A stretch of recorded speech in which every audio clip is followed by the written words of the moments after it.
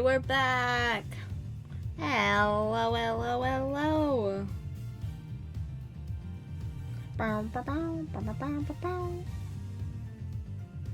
How's it going, folks? We're back with more Ace Prosecutor Investigations Collection! And we are investigating! Wow, it seems...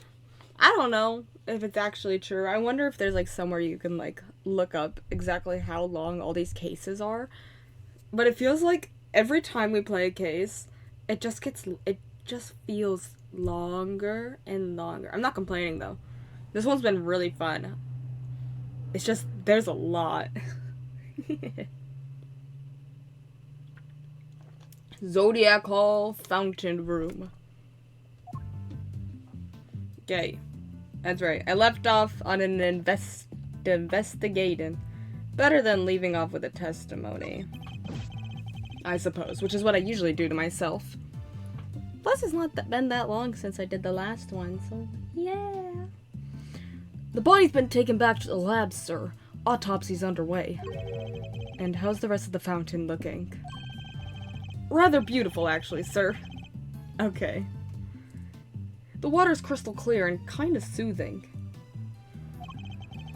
Almost as if there wasn't a body floating in it not so long ago,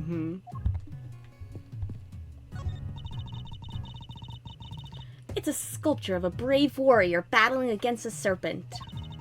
Did Paul Halik make this one too, Mr. Edgeworth? He did. It seems he was fascinated by fantasy and mythology when he was a young man.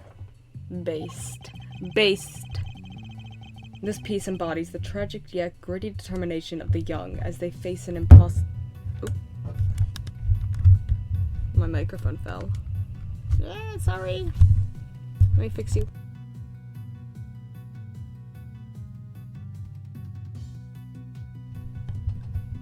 I think I need to buy a new mic. This one falls all the time.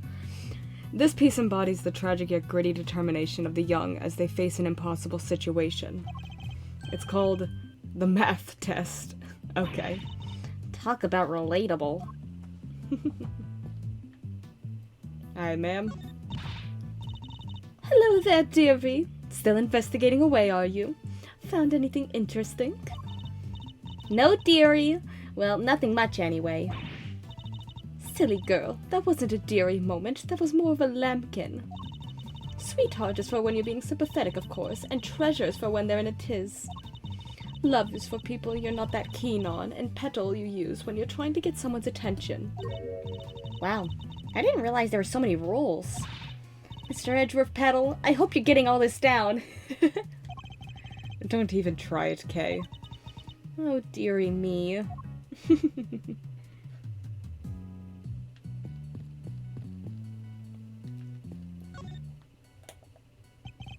Miss Bound's tea set is laid out neatly on the serving cart. The pamphlet says the gallery is famous for its tea. Understandably so. The cup we were given was delicious. Looks like all this stuff was designed by Mr. Frost. Interesting. In that case, I think we better take a closer look. Okay. So this dishware was made by... I moved my water bottle and accidentally hit escape on my keyboard. It scared me. So this dishware was made by Artie Frost. It looks very fancy. Oh, it is.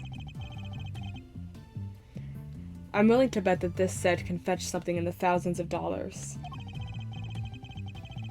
So let's try not to touch any of it unless we absolutely have to. Whoa. This stuff's really worth that much? Stop it, Kay. I could see your eyes lighting up. Miss Bound must really be a fan of Mr. Frost, like Thunder said, to still have this. Teapot data jotted down in my organizer. That's it? That's all we had to investigate? Okay.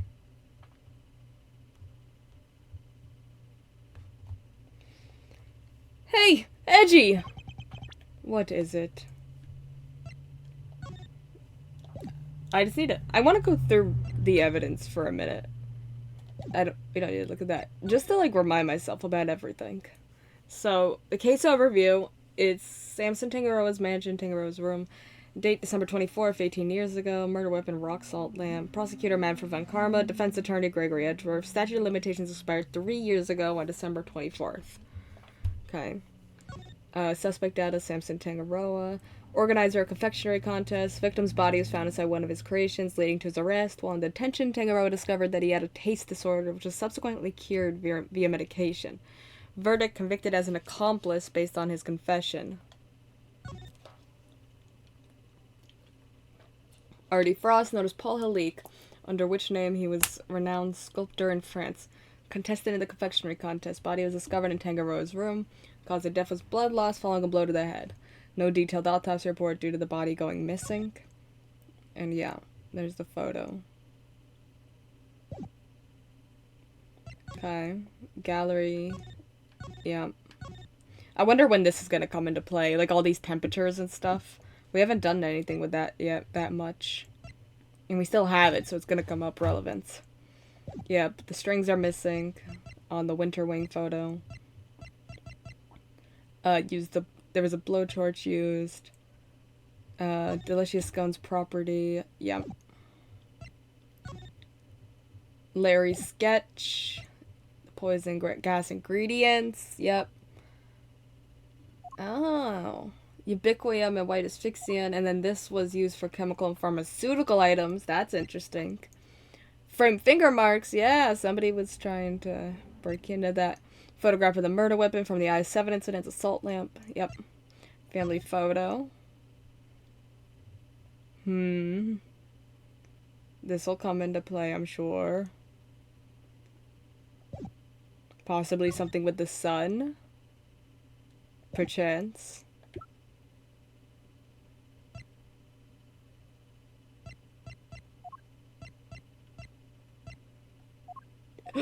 It's Eustace! He was the sun! And teapot. This is the same teapot? Yep. These letters say PH, right, Mr. Edgeworth?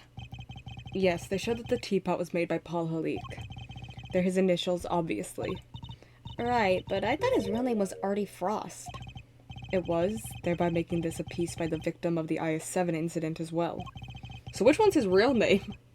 Is it Artie Frost? And his work seemed to be everywhere here in the Zodiac Hall. Okay. That is one swanky teapot. That's one way of putting it. I lean more towards eccentric myself. Whatever it is, it won't do for a great thief to remain so ignorant about such chic things. Actually, your ignorance is my bliss. Okay. What is it?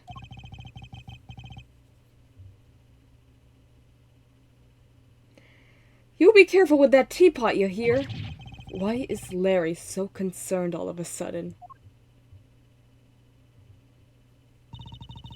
Honored guests. I can pour you a cup if you like. Miss Bound? Judy! I'm good, thanks. No tea for me. You two knock yourselves out.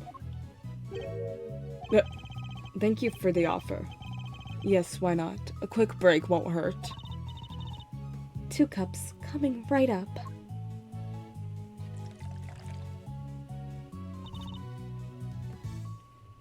This smells great.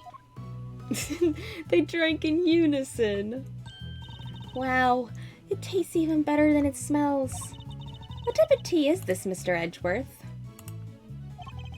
It's Ceylon, I believe. It's usually identifiable by its citrus aroma, but...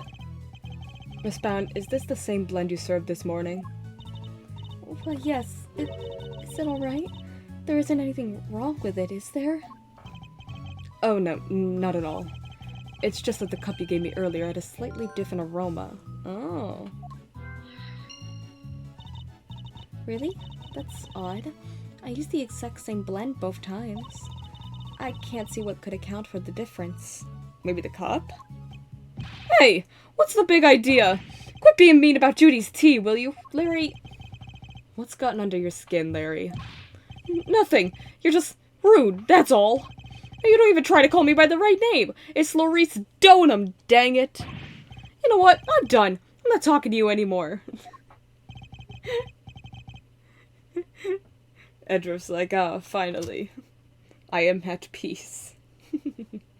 That was childish, even for him. Wow, what happened there? Let's ask him about it later, shall we? Talking to Miss Bound is more of a priority right now. We may not have any evidence to prove that she's the culprit, but it does seem likely that the poison gas was her doing. No, I had so much faith in her. There's no way she's gonna be the killer. I'm gonna be so sad.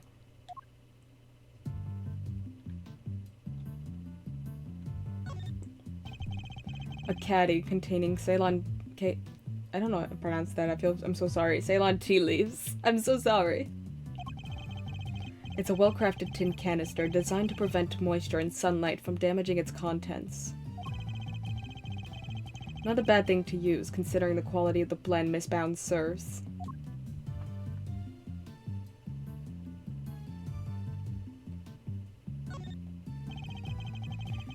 The tablecloth draped over the card is pure white and completely spotless.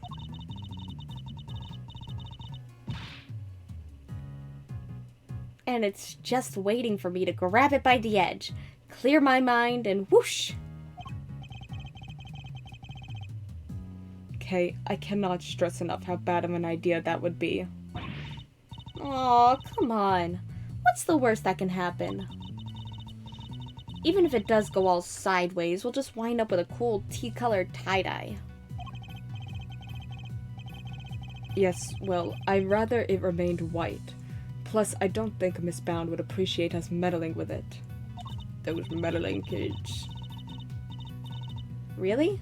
But there's so many other colors that would totally work. Pink, sky blue, tea leaves brown. Okay. Alright. Oh, that's disgusting. Hey there, Mouserino. What's the situation with the investigation? Was I talking to you? I thought I clicked on the weird thing on the ground. Things are progressing. I think a fuller picture of what happened is beginning to emerge. Good to hear. Guess I better step up my game too, then. Oh, I guess I'll talk to you while I'm here. This case seems to have a lot in common with the incident from 18 years ago.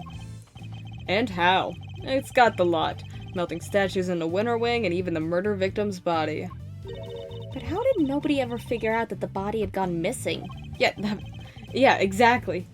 Frost had no family apart from his son. And, well, the kid kind of vanished. What do you mean he vanished? That doesn't just happen. What? Nobody's seen him since around the time of the incident. Gusto's... What?!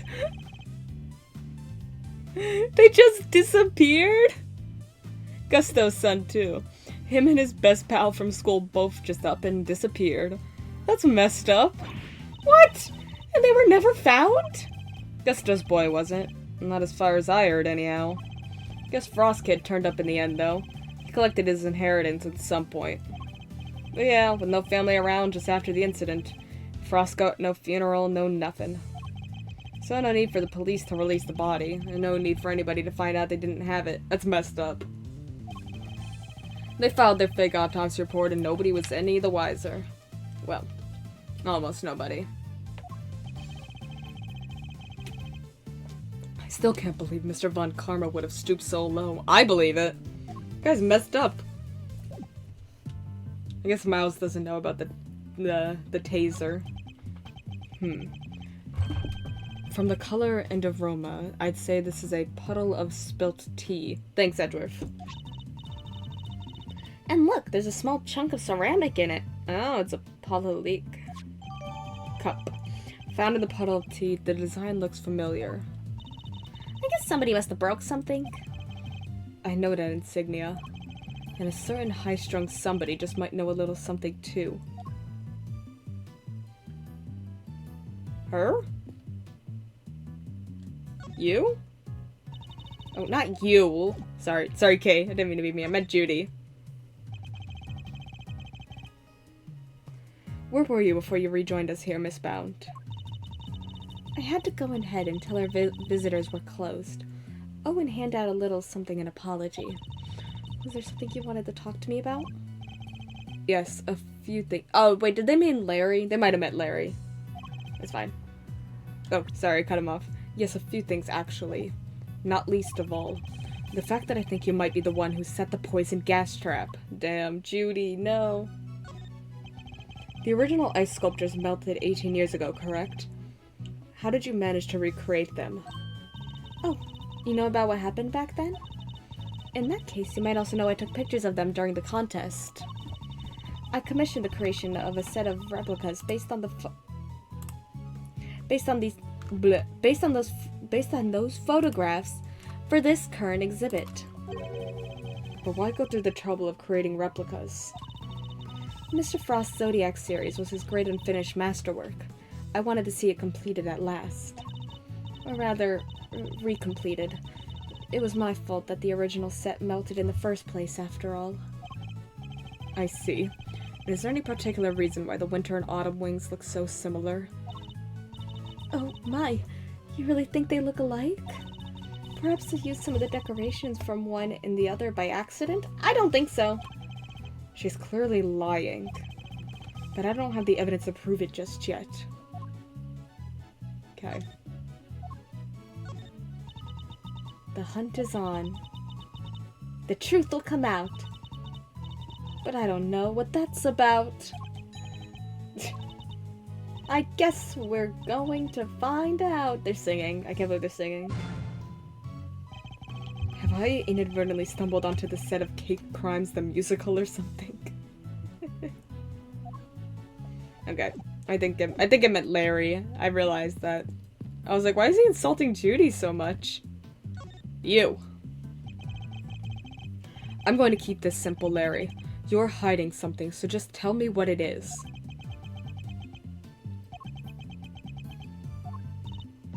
Well, quit it with the glare off, you two. It's weird. Oh, come on, Kay. You know me better than that. I wasn't staring. I was struck by an idea for a picture. Now, Edgy, he was glaring. Yes, and I'll keep glaring at you until you tell us what it is you're hiding. Quit it! I already told you I'm not talking to you anymore. You're talking to me right now. I mean, from now on, I'm not talking to you ever again, starting now. This is getting me nowhere. I suppose I'll have to figure out what he's hiding first before I can get the whole truth out of him. Okay. Did he break it? I'm assuming he broke it. Would you mind taking a look at this for me, Larry? Why would you show me that? Tell me, what is it about Miss Bound's tea set that's got you so agitated? If you won't tell me, then perhaps you'd prefer to explain it to Judge Gavelle. Wait! Don't make me look bad in front of Verity! She thinks I'm a sensible, cool, clean-cut guy! I don't want her to see the real me! The real low-down, dirty me! I'm not so sure anybody here thinks you're particularly clean-cut, Larry. But if you don't want her to think badly of you, the best thing you can do is talk to me. Alright. I'll talk. What are you hiding? Alright, Larry, enough is enough. Now confess. Is this any way to treat your best friend, Edgy? Is this any way for you to treat yours? By lying to him? Hiding things? I get the picture already, so stop glaring at me like that. I'll tell you everything, okay? Earlier, I thought Verity might like a cup of tea, so I went to pour one for her. But I got distracted and my hand slipped and... Smash! I broke the teapot, a priceless work of art. It's in pieces because of me. No words exist to describe how far away I saw this coming from. So we smashed the teapot. Ouch. You really messed up this time, Laurice. See, Edgy, everyone's gonna think less of me now. Judy's never gonna forgive me for this.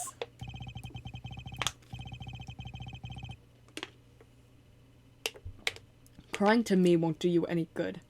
I think you need to apologize to Miss Bound.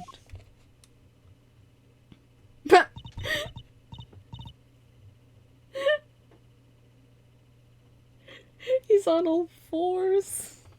My teapot? I see. I'm sorry, Judy. I'm so sorry. I don't have any money, but I'll paint your portrait. I'll paint you 50 portraits. Please, Mr. Donham, it's really me who should be apologizing. How could I have failed to notice that there were broken pieces of ceramics on the floor? Somebody could have been hurt. Here, let me make sure that's safely disposed of. The teapot in question was designed by Artie Frost, correct? I understand it was something you've long treasured. You must be upset. Oh, I am. But of course all things break eventually. And as luck would have it, I have another identical teapot. It's far from the end of the world. Is she less attached to Mr. Frost's work than she used to be? Oh. That's interesting. I can't believe this, Judy. You're the sweetest, the kindest... Huh. This other teapot you're talking about. It's the one sitting on top of the cart right now, right? What do you mean? Yeah, so when I smashed the first one, I tried to hide the pieces in the bottom of the cart. And that's when I saw that other pot down there. So I took it out and basically switched the two pots. Larry swapped the pot he broke with a different one. Oh. Oh. I see. That's suspicious. That's suspicious, Judy. Yep. And that's everything I have to tell you. Man, if she ends up being the killer, I'm gonna be so sad. I'll be extra careful not to break the other one. I promise. You have no shame whatsoever, do you? I'm sorry. It's really quite alright. Thank you for being so honest. See, Edgy, isn't Judy the absolute best? I trust you won't take advantage of her kindness and will make amends somehow. I sure will. Once I make it as an artist, I'm gonna give her one of my paintings. She was one of my models, after all. It's only fair. At this rate, I suspect he's likely to make more trouble than amends. Don't you think it would be better for you to keep out of her way for a very long while? Oh, I will. Oh, I will. Oh, bleh. Oh, but I will be keeping out of her way, because I sketched her and the others already. Her and the others? Keen to see my work, huh? Yeah, I drew a few great sketches of some ravishing beauties. Want to see? Interested in Larissa's ravishing beauties, huh, Mr. Edgeworth? I'm afraid you've greatly misjudged, Kay. Okay. I simply wish to see if Larry has captured any unusual details this time, too. Unusual details? Nothing's unusual about these. They're my best work yet. Really? Now I want to see them, too. Aw, you're a sweetheart, Kay. Alright, let me dig them out for you. Give me a sec, okay? I suppose we might as well take a look. So, these sketches of yours. Seriously, Edge, if you wanted to check out my art, you should have just said so from the get-go. Here, feast your eyes on this.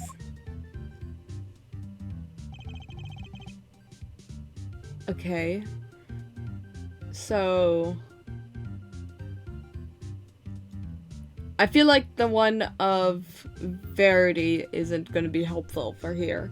But Miss Scone pulling, like, what looks like a cloth out of a fountain, that looks important.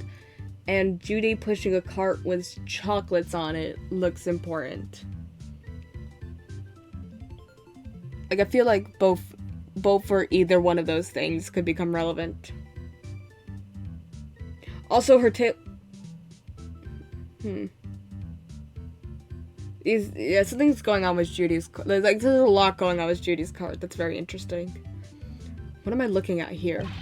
Told you already! Ravishing beauties. Just a few of the fair faces that have caught my eye since I've been here, you know. There's Verity and Judy and, somebody else. Why did you draw them all on the same page? Hey, Kate, It's the save paper, okay? Well, I meant to draw the room at first, just something to pass the time. And then I saw one beauty and another, and well, I just scribbled them all down as I went. So these were all drawn at different times. Huh? Yeah, I guess. I did one of you too, Kay. You're on a different page, though. Wow, you did? I'm flattered. No. No! Get out of here, Larry. Leave her alone. How true to life are these sketches? Did you only draw what you actually saw? Of course. Think I draw things I can't see? Like using my imagination? Sometimes. Nope. These are 100% true to life. Right down to the exact shade of each color. That's important. Okay. I thought something looked off. So the colors are accurate. Interesting. Much as it pains me to admit it, Larry may have provided me with a useful piece of evidence yet again. The serving cart in this sketch, for example. Okay, yeah, if I compare it to the one here in the room, there's a clear contradiction between the two. I think a little deduction is in order. Could I borrow this page for a while, Larry? Sure thing. I'm gonna sign it for you? Just the page, please. Okay.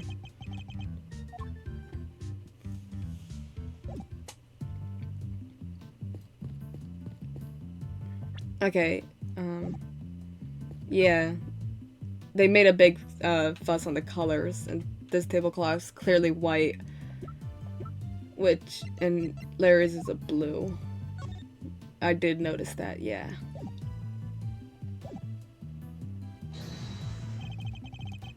Eureka!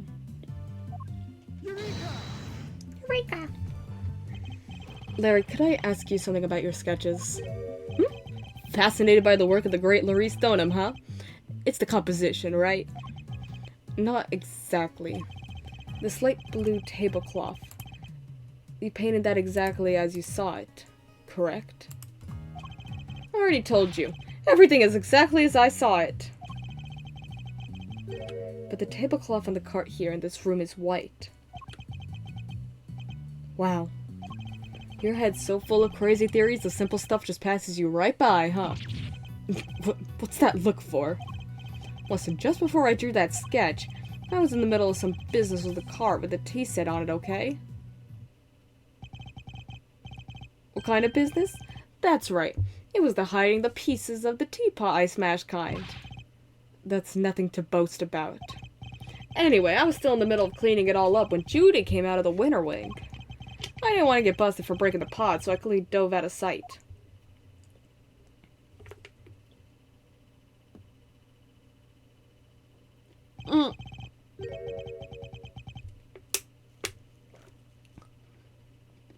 Came out of the winter wing with the piles of chocolates on the table. That's weird. Wait, Miss Bound came out of the winter wing? Yeah, she's pushing a cart. A different one. That's the one with the light blue tablecloth on it that I drew. And what did she do with this second serving cart? Well, I saw her wheel it into the summer wing, but I don't know what happened to it after that. When she came back out, she was pushing one of the other carts. The kind you can lift stuff with. A lift cart? Yeah, so I called out to her, but she just ran off and left it behind. Oh. She's so sus. Never had her down as the shy type, but it just goes to show. You never know. Another serving cart and a lift cart.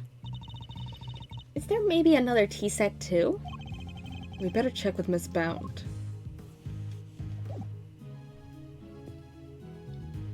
Girl, I swear if you're the killer, I'm going to cry.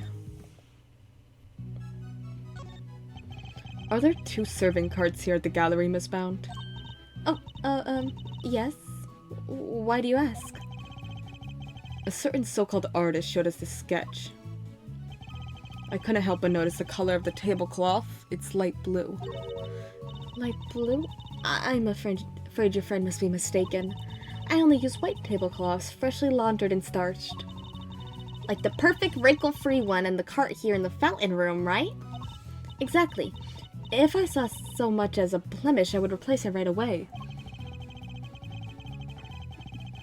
Could the color of the tablecloth in this sketch simply be a mistake on Larry's part? Okay, but what about the chocolates? Like, that's still weird. Do you have any idea of what you might have been doing when this sketch was drawn? Let me see. I appear to be carrying out my usual duties. I'd like to ask you a little more about these duties, if I may.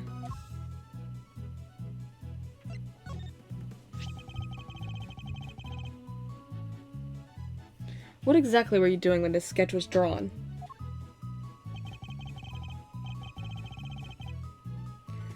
Because from what I can see, your cart doesn't have a tea set on it.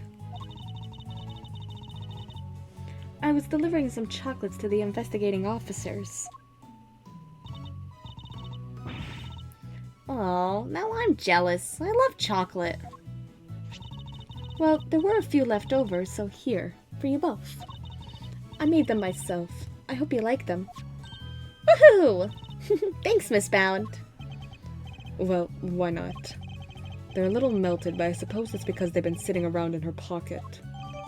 Handmade by Bound, slightly melted after being kept in her pocket. They're super sweet. I love them. I'm very glad to hear it. They may not be the prettiest, but I'm grateful for the energy boost nonetheless. Though perhaps they could do with a little less sugar. Okay. Do we have any logic? The tea smells different, the switched teapots. Oh, that's probably it. Yeah. They swapped the teapot, so... I suspect the difference in aroma we've noticed is due to the teapots having been switched. You do? I can't see what else it could have been. The tea itself hadn't changed. Why don't we ask Miss Bound, just to be sure?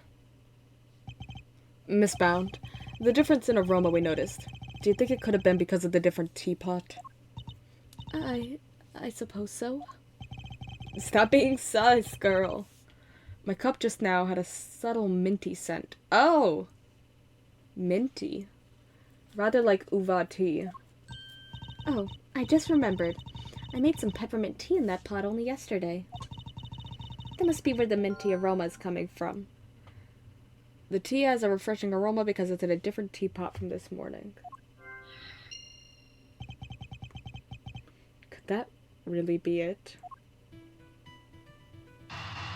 Yeah, Ubiquium has a minty fragrance. Oh.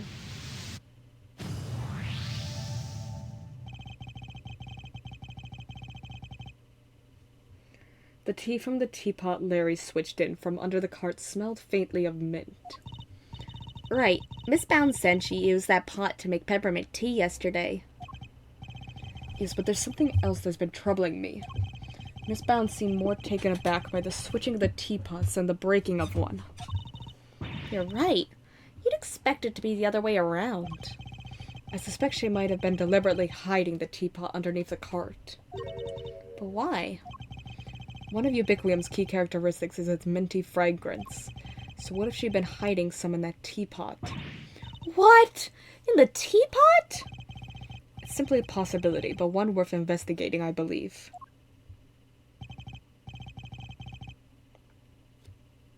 Mr. Winner, any luck finding that Ubiquium? Huh? Oh. My people are searching the entire gallery, but they haven't found anything yet.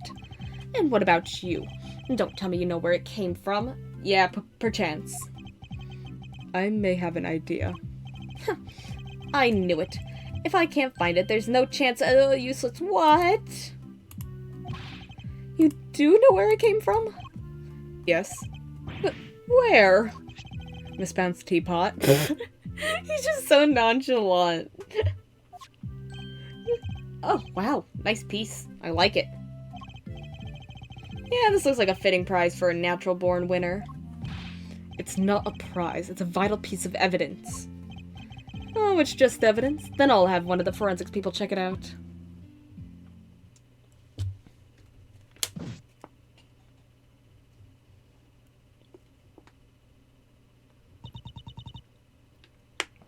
Mr. Edgeworth? Is there some sort of problem in my teapot? Possibly. The minty fragrance we noticed coming from it. I think it just might be the scent of one of the chemicals used to make the poison gas. But, Mr. Edgeworth, surely you don't think I had anything to do with that?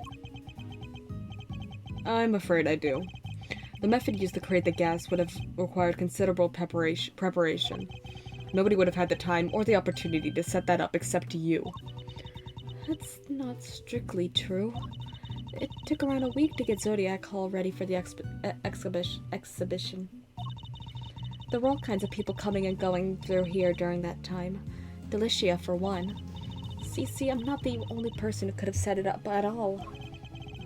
Miss Scone is on our radar, of course. Too, of course. You needn't worry about that. And besides, I want to know the first thing about making poison gas. So, even if you did find some ubiquium in my teapot... I bet it's in here.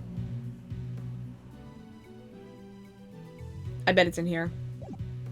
I bet she's the one that took it. So, even if you did find some ubiquium in my teapot, I wouldn't have had any idea what to do with it. But I suppose we should see what the test results say first.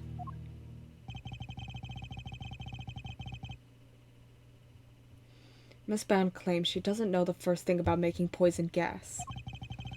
I need to find a way to prove that she's lying.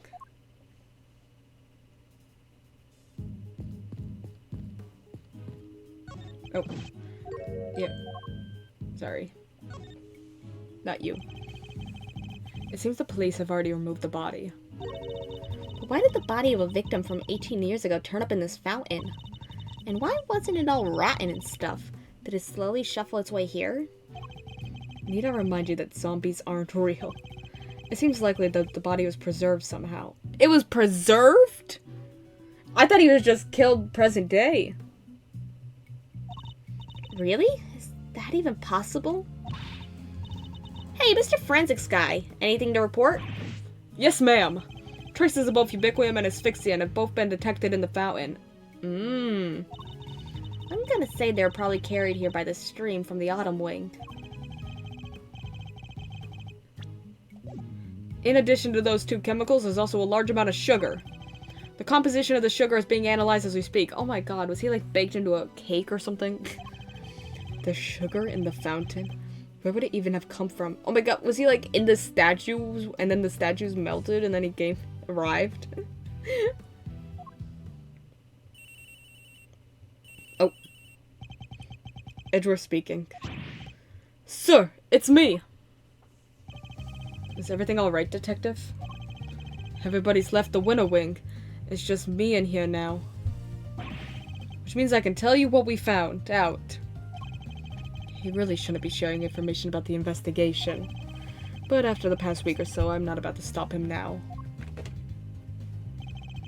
The exhibits in here have all completely melted.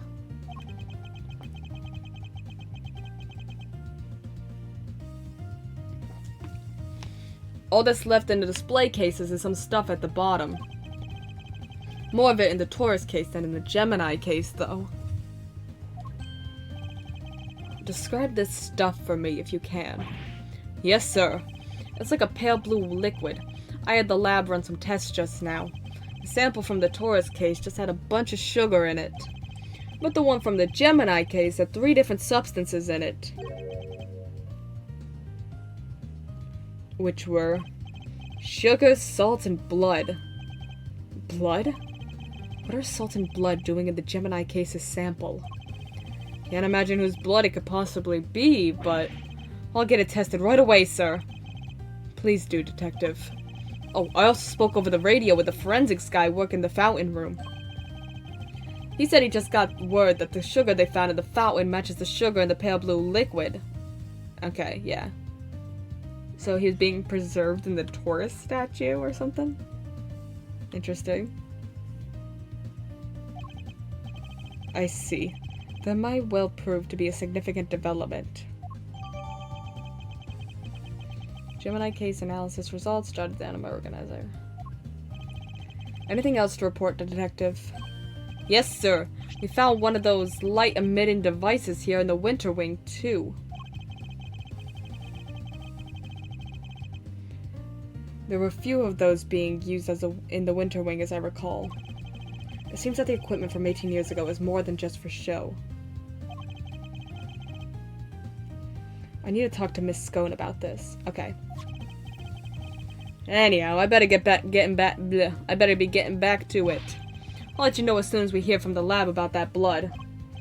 Yes, thank you, Detective. Only when it's plot convenient you'll get to know whose blood it is. It's gonna be Artie's. Was that Gummy? Seemed like he had a lot to say. He did. And all of it very useful. For once. If I'm going to prove that Miss Bound's claims about who could have set up the poison gas trap are false, I'll need to talk to a certain somebody else who was here 18 years ago. Yeah, you said it in the call. I know. You don't need to spell it out for me anymore. I got it the first time you said it. Miss Scone, I'd like to ask you a few questions if I may. Of course, dear. Fire away. Anything for you, Smilesley. And dear sweet little Tooth Decay. Tooth Decay! That's cute! I'd appreciate it if that was the last time you called me Milesy Smilesy. I'm not a fan of Tooth Decay either. That one's cute! Well, you'll just have to like it or lump it. I can't change a nickname once I've settled on it. Ugh, well, I guess we tried.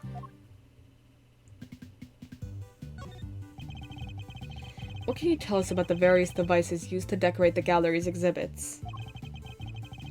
There seems to be some pretty specialized items in use. Light-emitting devices, luminous fabrics. Oh, I could tell you all about those, dearie. After all, I'm the one who gave them to Moody Judy. It was my way of saying sorry after I broke the rules all those years ago. I bought her 4 lovely new salt lamps, and I gave her the 4 pieces of luminous cloth I used for the contents. Wow, that's super generous of you. Well, us girls have to do our best, don't we? Not everybody understands, of course. That had better not be a dig at me, Delish. I told you how kind I thought that was. Yes, back when you were a dear, sweet, innocent baby boy. What happened to you, eh? He's still a baby boy. He's my baby boy. A dear, sweet, innocent baby boy? Mr. Fender? Can't quite picture that, I have to say. So these decorations, they're all the same as the ones you saw 18 years ago, correct? Yep. Salt lamps, glowing fabric, light-emitted doodads, the whole bit. There were 4 luminous cloths in use in the autumn wing. But I'm sure I saw another one somewhere. I'm not lying. It's in my bag somewhere, I'm sure of it. Oh, she pulled one out, didn't she? I remember that. What is she looking for? That's not it. And that's not it.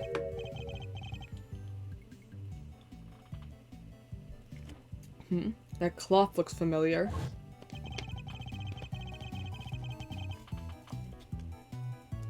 Maybe I should jog her memory with something so Miss Scone will tell us more. Okay. The cloth. I'm assuming. You had a piece of fabric like this in your bag, did you not, Miss Scone? Albeit a somewhat grimier one. Grimy? How rude. You won't get people to cooperate with your little investigation like that, young man. Shall I call it a dish towel, then? Perhaps he used it to wipe up some sort of spillage? A spillage, he says. The cheek! That's a piece of highly specialized luminous cloth. Oh, I probably shouldn't have told you that. I think I'd like to know a little more about this highly specialized luminous cloth, if you don't mind. Okay. Miss Scone, you're something of a specialist. How might someone learn to make that poison gas that was used in the attack, Any ideas? Well, any pharmacist who's ever handled Infesticide Ultra would know for a start. After all, it says right there on the label, do not mix with products containing ubiquium. Ever. But what about a layperson? It's unlikely they know, wouldn't you say? I suppose so, yes.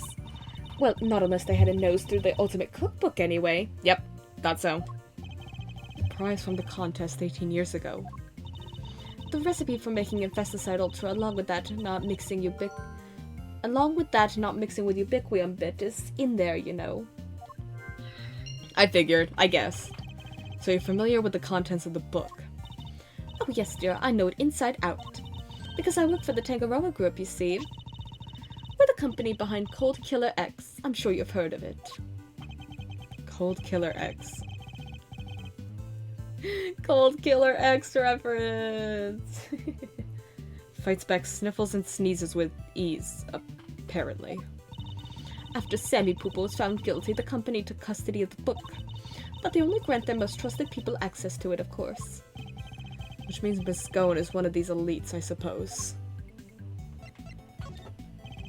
Why didn't you want me to know that you had a piece of luminous cloth in your bag?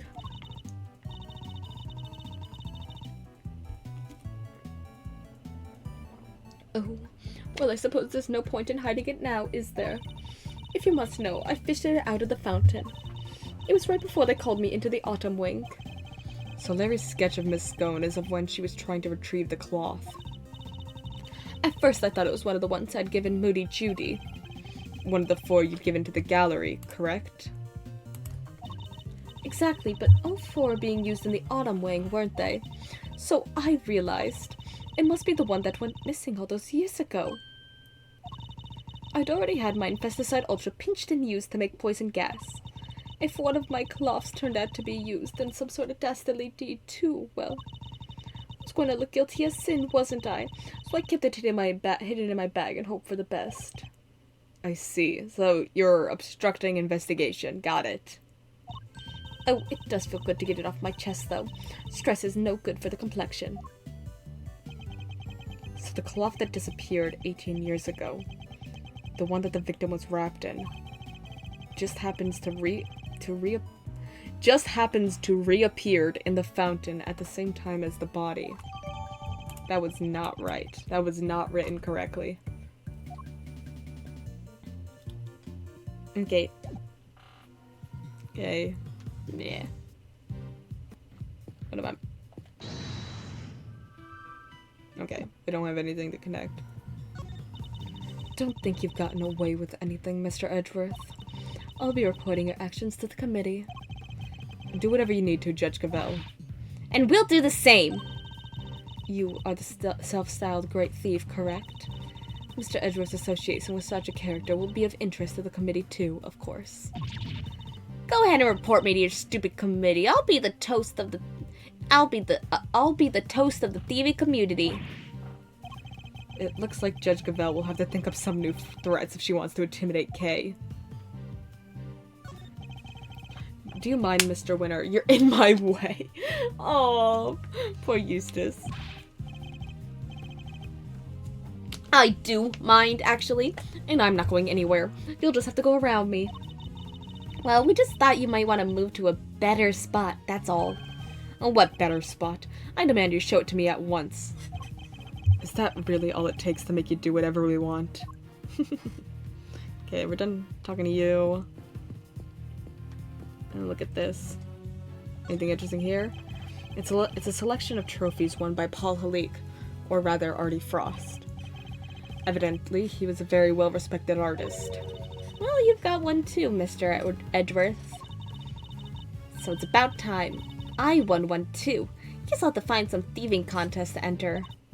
Or you could set something up. Something with a nice ceremony at the end, all that. Yes, followed by a swift round of arrests. It seems the elevator is only accessible to select individuals. Wonder what's upstairs. Among other things, the medical room. That's where Mr. Gusto is being treated. I hope he's alright. We got some questions that need answering as soon as he wakes up. Since there's no way of knowing when that might be, we should explore other avenues in the meantime. Mr. Winter was very clear that you're only allowed to investigate in this room. So I'm afraid I can't let you pass. Sorry, sir. It wouldn't make much of a difference if you did, officer. You're standing in front of a wall. Oh, but we all know a few bricks won't stop you, Mr. Miles Edgeworth, sir. What? Wow, he actually sounds kind of scared of you. Just what kind of reputation do I have down at the precinct? Oh, Eddie has new dialogue, I think. Oh, he does. Judy. Tell me, Fender, what kind of person is Miss Bound?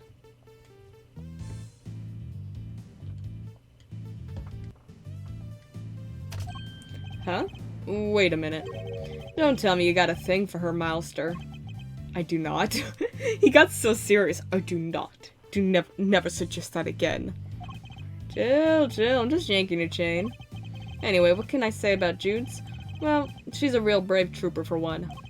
What else do you call someone who waits around for 18 whole years like she has for Samson? Even after his extended family kicked her out of this place. Oh, that's messed up.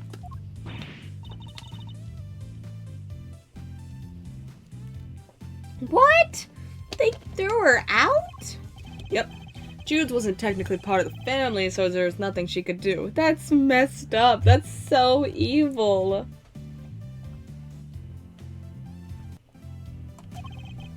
He raised her, though. Like, literally like a daughter. She had nothing. Nobody. And no job after Samson took the fall. So she had no choice but to take what he taught her and make her own way in showbiz. She's retired from all that now, though. Yes. Why did she retire? She finally made enough to buy the old place back.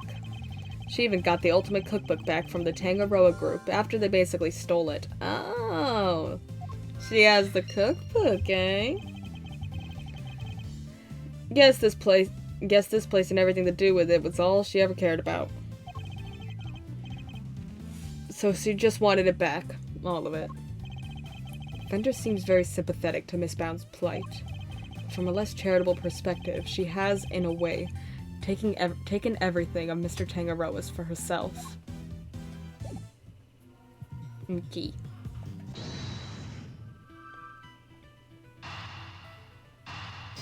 Girl, don't make me cry. The ultimate cookbook contained instructions on how to create the poison gas. And the current owner of that book is none other than Miss Judy Bound. No way. You mean... I'm afraid I do, miss. I'm afraid I do. Oh.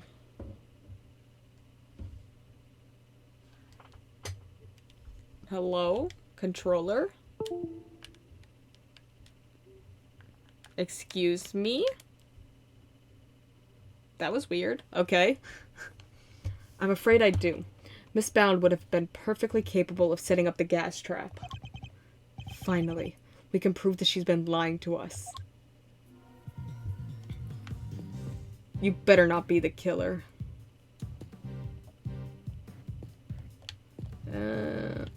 This is new.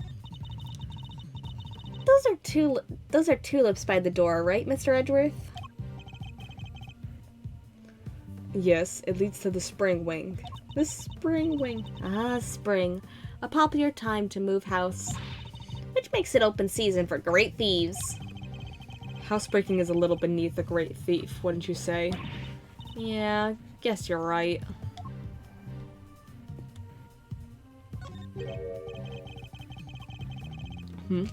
Why is there a lift cart just sitting here out in that open? Guess somebody must have been moving something heavy. The top of the platform seems to be wet. You know, I got a funny feeling I've seen this thing somewhere before. You mean like 18 years ago? Yeah, it's all coming back to me now. I last saw it in Frost's room.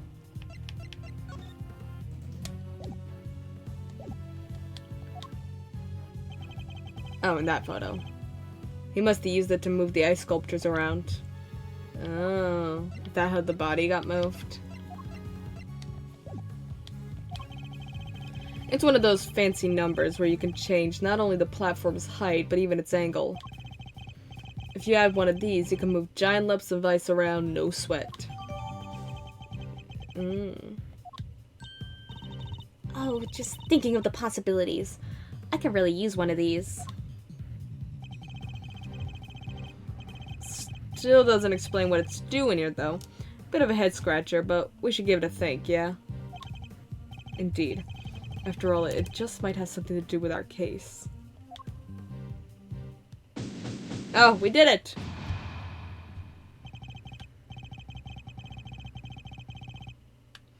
And that's that. All that's left now is to await the results of the tests of the on the teapot. Wow!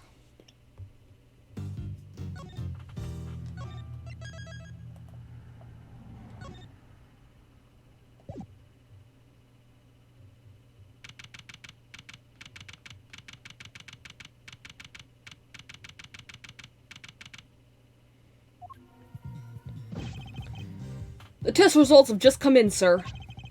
Traces of ubiquium were found in the teapot. They were? Just like Mr. Edgeworth said. Curse you. You better not think this means you beat me. You really need to drop this obsession with coming in first, Mr. Winner. We're all on the same side here, remember? We're all trying to get to the truth. Yeah, tell him like it is.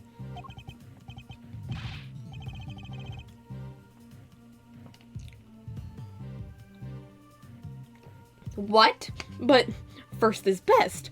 Everybody knows it's better to be a winner than a loser. That's really no way for a prosecutor to think. Not a successful one, anyway. What? But I...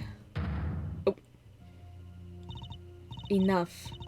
Mr. Edgeworth, please refrain from taunting the boy. Ignore him, Eustace. He isn't worthy of your attention. But, Gavel... Oh, alright.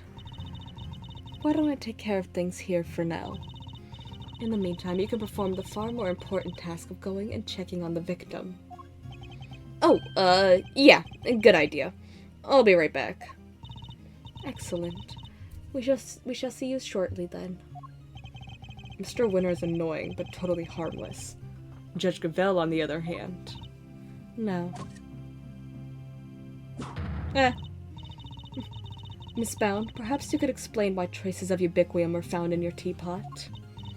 I had no idea there was anything like that in there.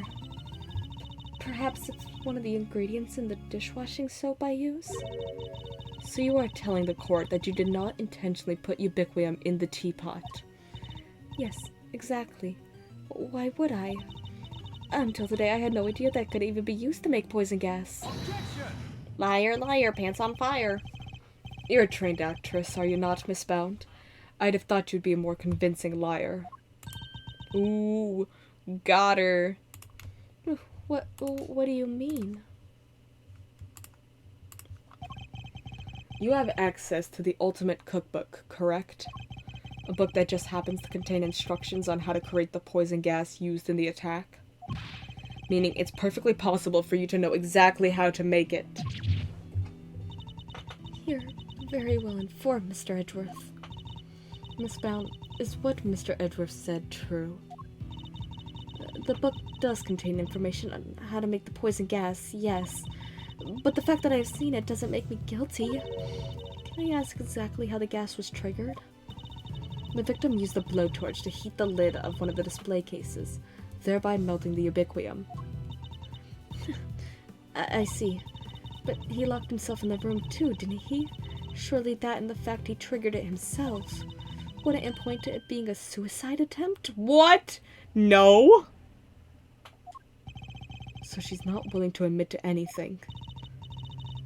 Furthermore, where would I have gotten hold of the Infesticide Ultra? Oh, I don't know. Perhaps you stole it?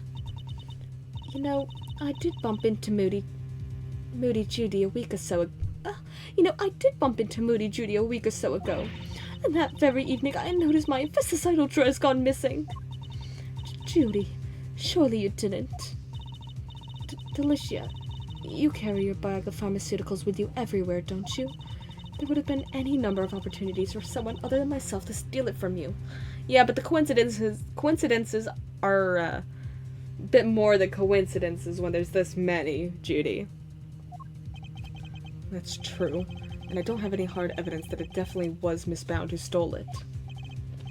Judes, there's clearly something you're not telling us. Why don't you come clean, We all know you never hurt somebody for no reason, so... Not you too. You think I'm guilty as well, Mr. Fender? Can you blame me? We got one wing disguised as another, a gas trap in one of the display cases. And you're the proprietor of the establishment. It's looking a lot like you did it, kiddo. Oh. You've got this all wrong. You have to remember the gallery doesn't have any security cameras nor any security personnel. If some ill-intentioned person or other wanted to get in undetected, I don't think they'd have much of a problem. Wow, you're practically asking to be burglarized. You need to be more careful. A great thief could have a field day in here. And I don't think she's joking. Actually, it seems that Mr. Gusto did, in fact, enter the gallery before it opened. Sheesh. Yeah, but why? That's a dumb way for a suicide attempt. I'm sorry. Like, there's no way. Sheesh. Judy's one tough cookie. She's not budging an inch. Maybe it's time to rock a little technique Gregory taught me back in the day. And what technique might that be? So, hear me out. Everything's connected to what happened 18 years back, yeah? And since we're not getting anywhere by focusing only on the here and now, maybe we ought to approach this from a different angle and look at the past for clues instead. A turnabout in thinking. Whoa! So my father used this method as well. Alright, let's run this through the old Thinkatron. How was Jude's involved in what happened back then? According to Miss Bound, it was because of her that Mr. Frost's flavored ice sculptures melted.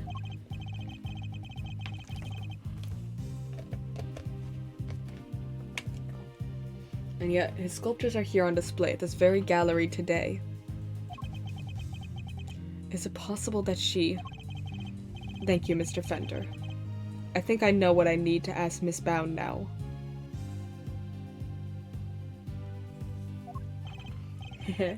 Don't thank me. Thank your pops. Now take it away, Milesy. I'll grab the popcorn. Miss Bound, you say that you were the one who caused Mr. Frost's creations to melt 18 years ago, correct?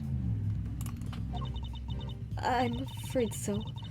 I was young and foolish, and it was a terrible accident. And yet what you did allowed you to open this exhibit, no? What do you mean? Yes, what do you mean, Mr. Edgeworth? If you're going to ask such questions, perhaps a formal testimony from Miss Bound might be best. Yes, perhaps it might. I'd like to know a little more about Zodiac Hall, and about why Miss Bound decided to dedicate this space to Mr. Frost's work. Very well. If you believe it to be relevant to the case, I will allow it. Miss Bound, would you mind?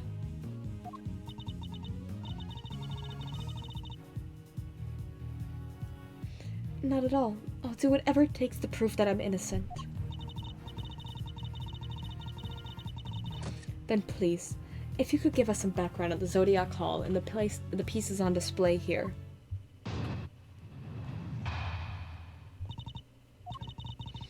It took 18 years, but at long last, I was finally able to buy Simpson's home back a little while ago. But a place like this is expensive to maintain, so I decided to turn it into an art gallery. To that end, I collected as many Paul Halleck pieces as I could from around the world. Because if I'm honest, it's always been something of a dream of mine to open a space dedicated to his work. Okay.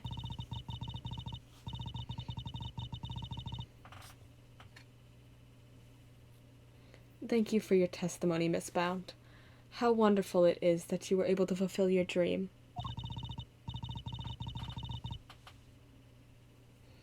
Well, Mr. Edgeworth, everything seems entirely above board to me. Judge Gavelle, that was simply the witness's preliminary statement. As you surely know, the value of that testimony cannot be evaluated without due cross-examination.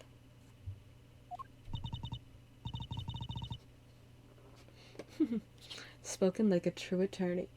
She is related to Matt Ongard. I do not care. Wow. Wow. Very well. You may do what you must.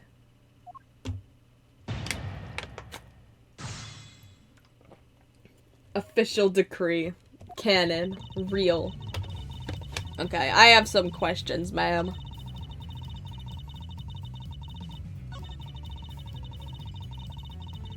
Hold it! Paul Halleck. That was Mr. Frost's pseudonym, correct?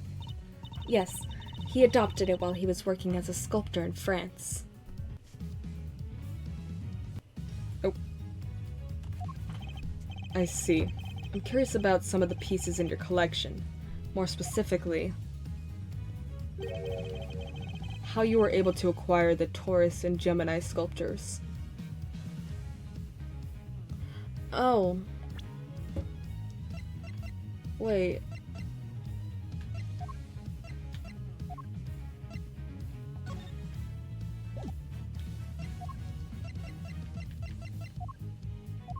Oh, do we not have the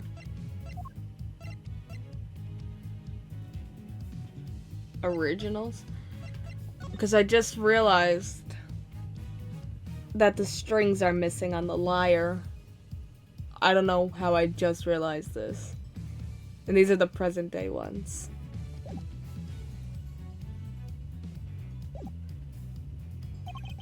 It was my understanding that Mr. Frost died before he could complete them. Yes, I was able to create replicas for the Winter Wing based on photos of the sculptures he made. Gotcha. Like, she definitely stole the originals. That's what's happening. I figured that's where this was going. Really? Perhaps you could go into some more detail on that. Because, if I'm honest, it's always been something of a dream of mine to open a space dedicated to his work. I was able to create replicas for the Winter Wing based on photos of the sculptures he made.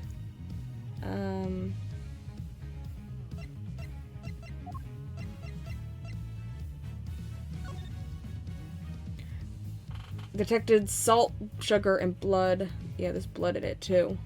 Sugar composition matches that of sugar found in the pale blue liquid in Artie Frost's room 18 years ago. Okay, yeah, it's the original.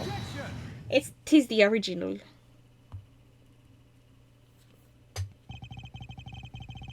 I'm afraid you've run out of road, Miss Bound. You can lie all you like, but you can't deny the results of the tests conducted on the sculpture's remains. And those tests leave no room for ambiguity. What you had on display weren't replicas. They were the very statues Mr. Frost carved 18 years ago. Oh, I could probably explain how they worked it out if you'd like, dear. It's the sugar, you see. You might think sugar is sugar, but the composition is actually very unique. You could probably recreate the statues, but the sweet secret of their chemical makeup? No chance. Thank you, Miss Scout. Thanks, that's cool, thank you. I don't recall asking her for her help, but still. When did she become a confectionery expert?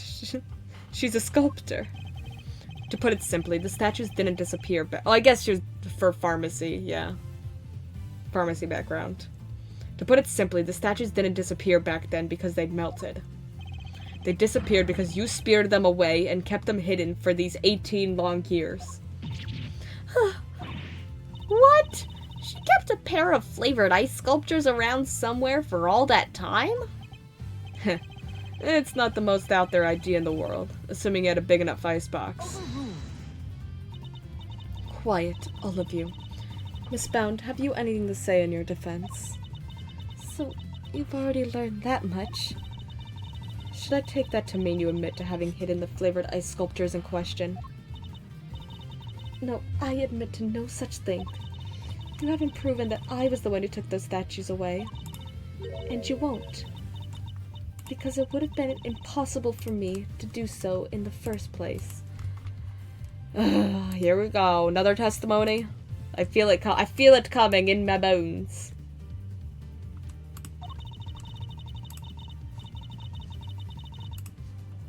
The police were already here when they disappeared. How could I have done it without them noticing? How indeed. I don't yet know exactly how you did it. But I'm far from ready to say that it was impossible for you to have stolen them away. You're a very persistent man, aren't you, Mr. Edgeworth? I am indeed. And I won't stop until I get to the truth. I see. Then I'd better tell you exactly what I did that day 18 years ago. The whole time before judging began, I was waiting upstairs in our living area on standby. During the judging, I had to go change the camera's film cartridge for Samson.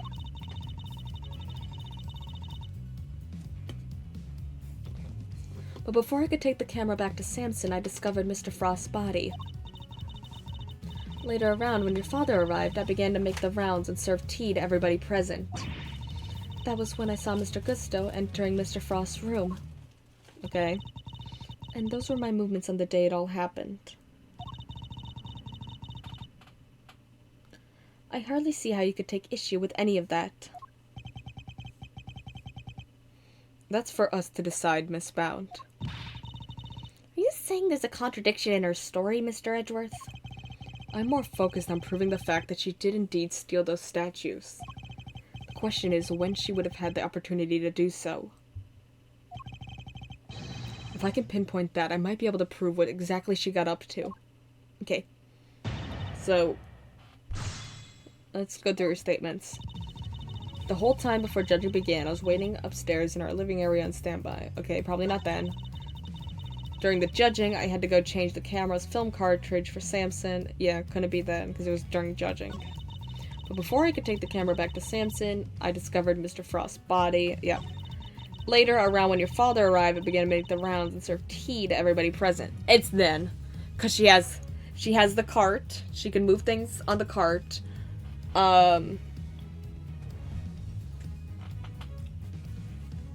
And it's when they melted, when the melting happened. So it's somewhere here. Just as you did today. Yes, I went around and offered everybody working on the investigation a cup of tea. Present company included. I remember it well. You were here, there, upstairs, downstairs, everywhere with that little cart of yours. Interesting. And did anything strike you as strange around that time?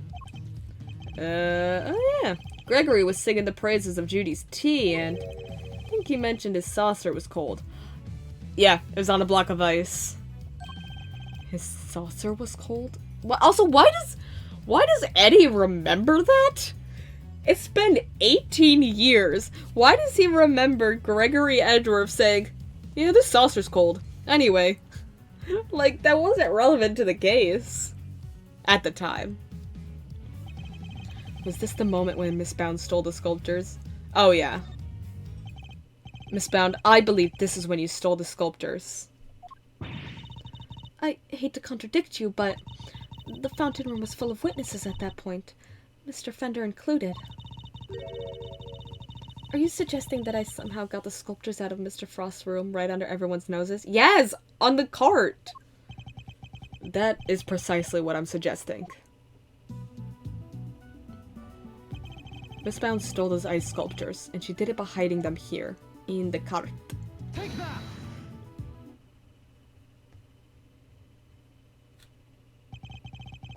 My father and Fender had no idea that one of the sculptures was a mere inches away from them. Because it wasn't just a tea set you were pushing around, Miss Bound, but a hidden ice sculpture in a glass case. Overruled.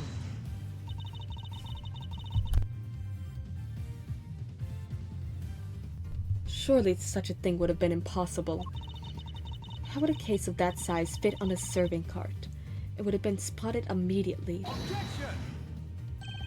Who said anything about a serving cart?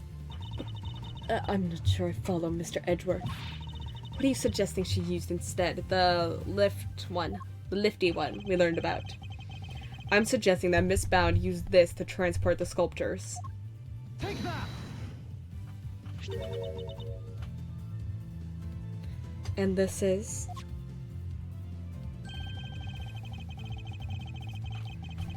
the cart that Miss Bound used to move the flavored ice sculptures out of Mr. Frost's room 18 years ago.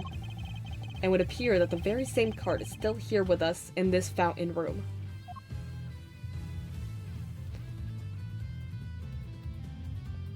Dude, was his body hidden in, like, sugary ice or something? Because that'd be messed up.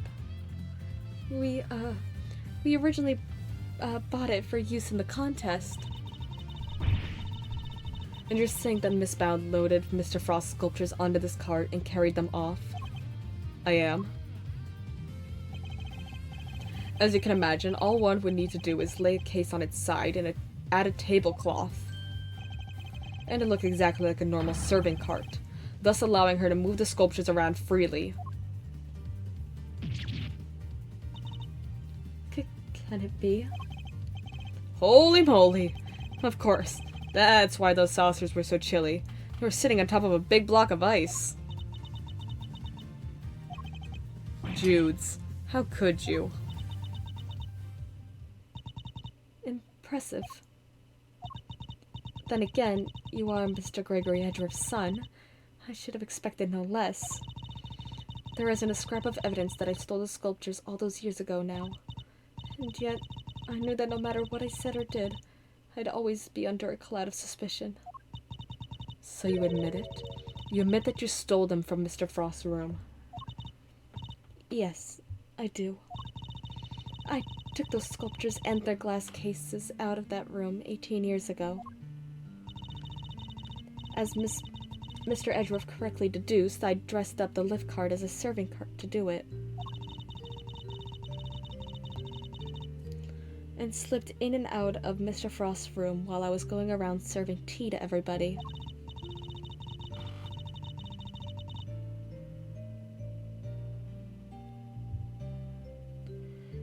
In the end, I'd removed not only the sculptures, but the flavored ice zodiac blocks as well.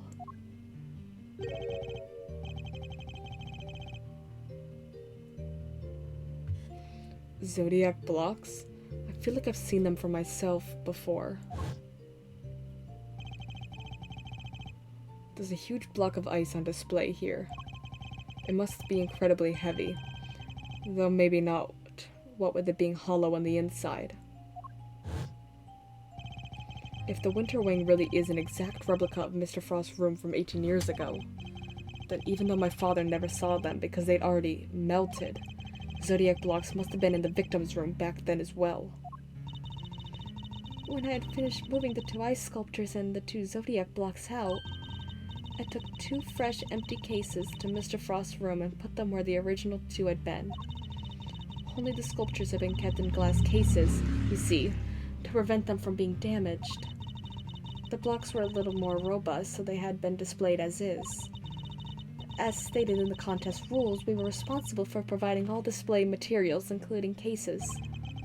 Meaning it would have been easy for her to repair those empty spares she swapped in. Mr. Frost's room contained quite a few other flavored ice works in progress.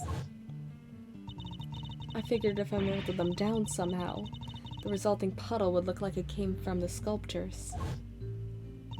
And that is how the sculptures from 18 years ago came to be in the Winter Wing today. Okay, but why?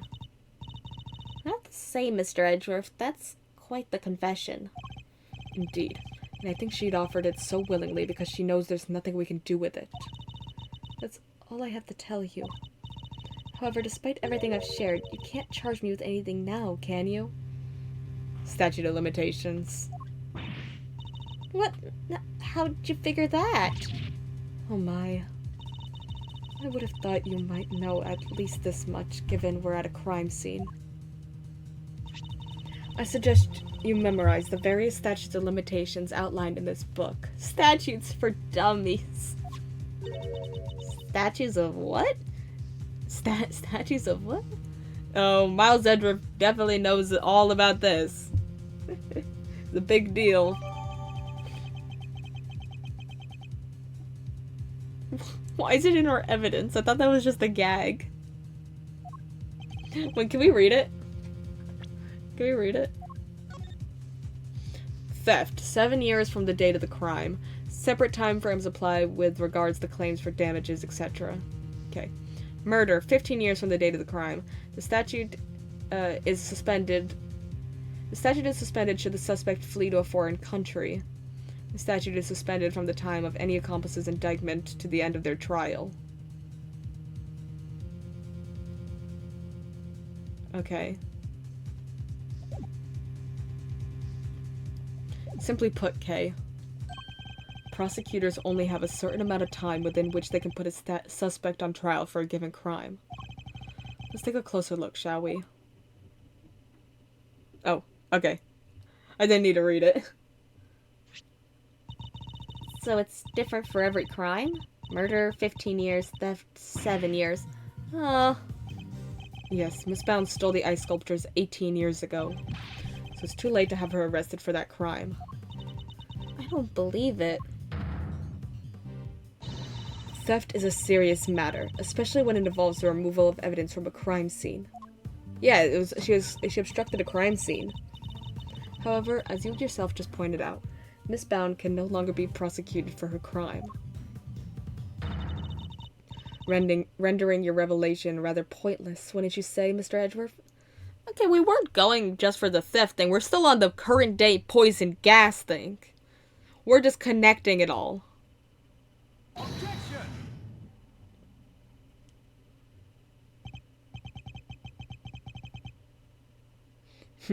I wouldn't be so sure about that. For you see, the theft of the ice sculptures isn't my principal interest here. I find the body that reappeared 18 years after the theft to be of considerably more interest. Are you suggesting that I also hid Mr. Frost's body? I am indeed. How do you keep a body hidden for 18 years without anybody finding it? By hiding it in a very unusual way.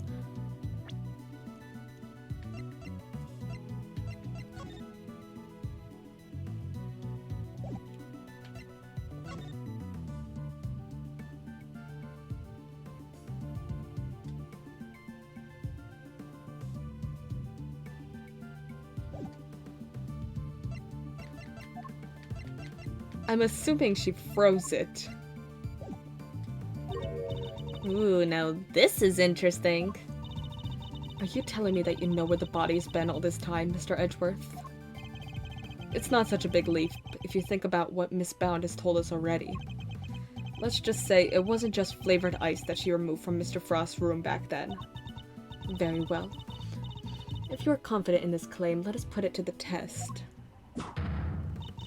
Tell me, Mr. Edgeworth, where exactly was Mr. Frost's body hidden? I'm assuming something with the statues. A photograph of Mr. Frost's work? And of the victim's body, Your Honor. It's in the photo? Oh, not that. Actually, yes, this. I want to look at it.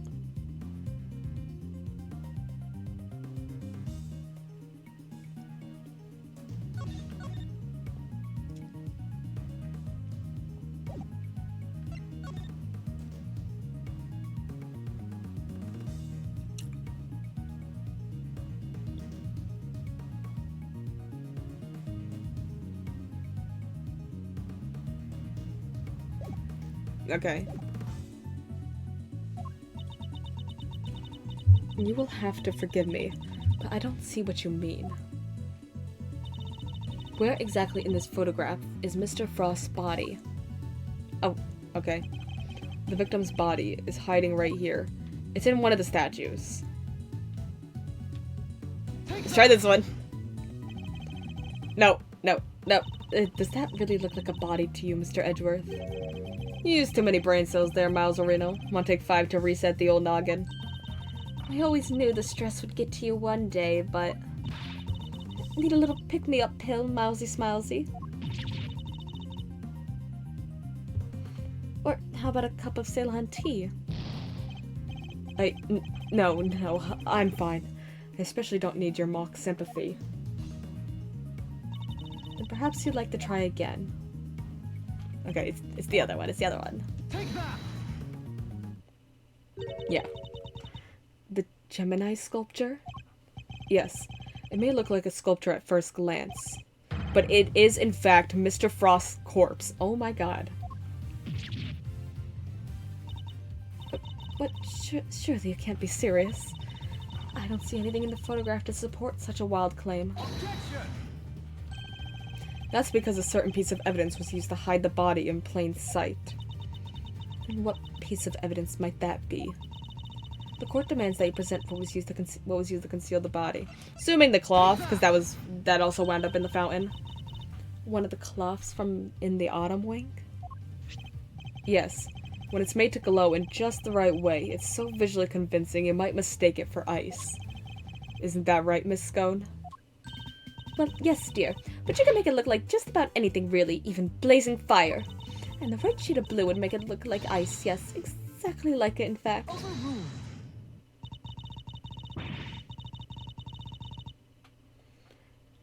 Is it not the case that a certain special device is needed to generate these colors, though? Objection! Yeah, and we found it. If you would care to take another look at the photograph of the winter wing, Your Honor. You'll notice there is a small box connected to the bottom of the Gemini display case. That's... One of the very light-emitting devices in question. Detective Gumshoe even confirmed its presence. In fact, this particular device went missing 18 years ago. Back then, it was no doubt firmly connected to the cloth inside the display case. Which means Miss Bound had no choice but to take it with her when she removed the sculpture.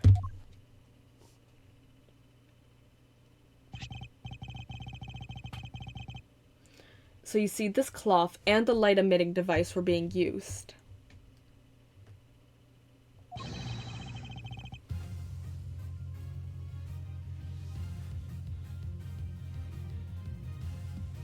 To create the illusion that Mr. Frost's body was in fact a statue carved from ice.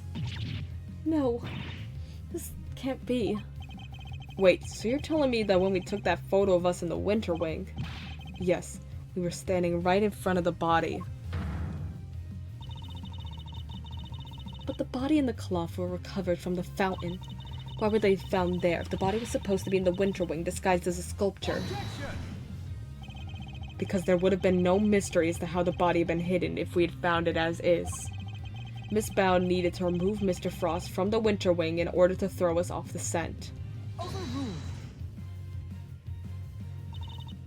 Ridiculous. I don't recall her sneaking around behind our backs to throw a body in the fountain. No, and she didn't need to, because she had another method at her disposal. Her trusty lift cart, the same cart that had proved so useful in executing her original theft. I believe she wheeled the body into one of the other wings and floated it down the stream to the fountain. The frozen body, being quite solid, probably got stuck somewhere along the way, which is why only the cloth appeared at first. The cloth Miss Scone discovered. And then the body followed afterwards once it had thawed enough. It's an ingenious theory, Mr. Edgeworth. But can you prove that it was me? Okay, girl. It seems a little unfair to expect me to accept your accusations without proof, don't you think? What about an eyewitness? Do you think someone might have spotted her when she was moving the body? Larry in the sketches? As a matter of fact, I do. And the contradiction in the piece of evidence I was provided. The blue tablecloth. I got it. Will shed light on exactly how Miss Bound moved the body as well. Well, Mr. Edgeworth, do you have any evidence to support your allegation? Of course. I have a piece of very compelling proof right here. Then please present it to the court.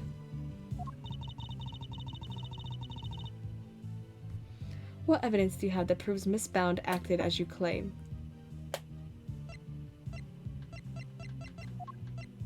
Take that!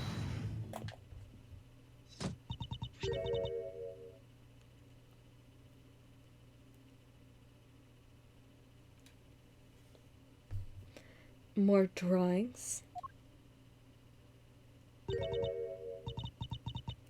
And is that me?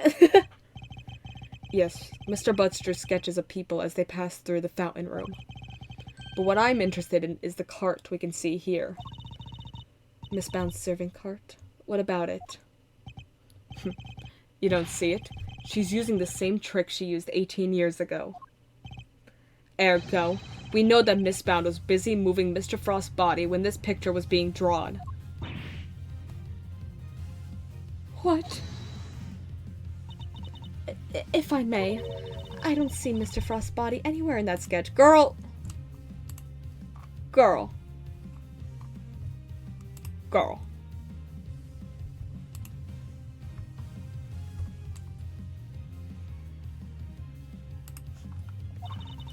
All I see is a picture of me delivering chocolates to everyone.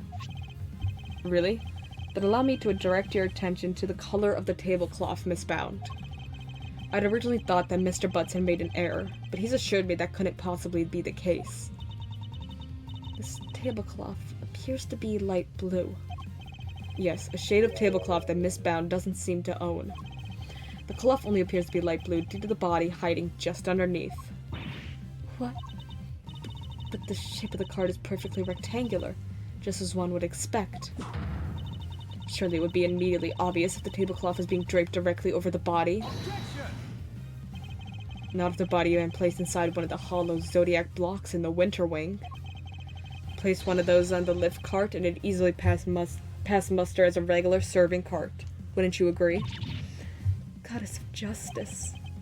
Miss Bound, surely now you must admit that it was you who moved the body, just as you did 18 years ago. I didn't expect you to deduce all that from a single simple sketch. But that sketch alone isn't really enough to prove your theory, is it? You needn't worry on that front. My case doesn't rest solely on Mr. Butts' artwork. Once you had disposed of the body, your serving cart became a simple lift cart once more, which is exactly what we discovered here in the fountain room. And without a serving cart, you had to find some place to put your chocolates. My chocolates? The ones I was handing out? As we saw in the sketch, you had originally placed them on top of the cart. Oh yeah, they were in her pocket. But the chocolates you gave us came from your pocket, yeah. Oh yeah, mine was half melted. It was still super sweet and tasty though. Why did you suddenly feel the need to put the chocolates in your pocket, Miss Bound? It's because you no longer had a serving cart to put them on. That's why. Huh? One moment, please. You have explained what Miss Bound did with the chocolates in the lift cart. But what about the tablecloth? Where did it go?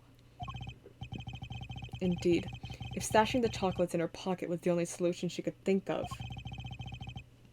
I doubt Miss Bound had the time to dispose of an entire tablecloth. Well, Mr. Edgeworth, do you have an answer for me? Miss Bound didn't hide or dispose of the tablecloth, Your Honor. In fact, it's right here in front of us. Oh, is it around her waist? Perhaps you would care to enlighten us? Where exactly is the tablecloth Miss Bound used to hide the body? In the fountain? Not in this room? No, it's obviously not in this room. He just said it was in the room. On Miss Bound's person. Yeah.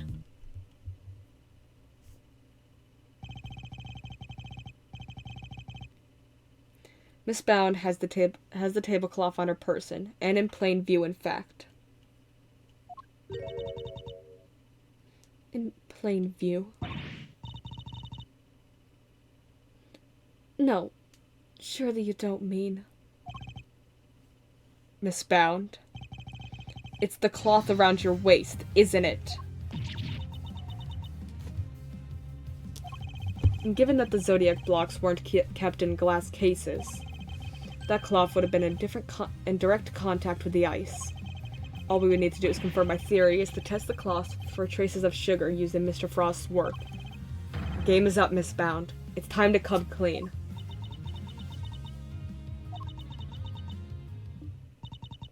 You won't need to test the tablecloth. Everything you said is true.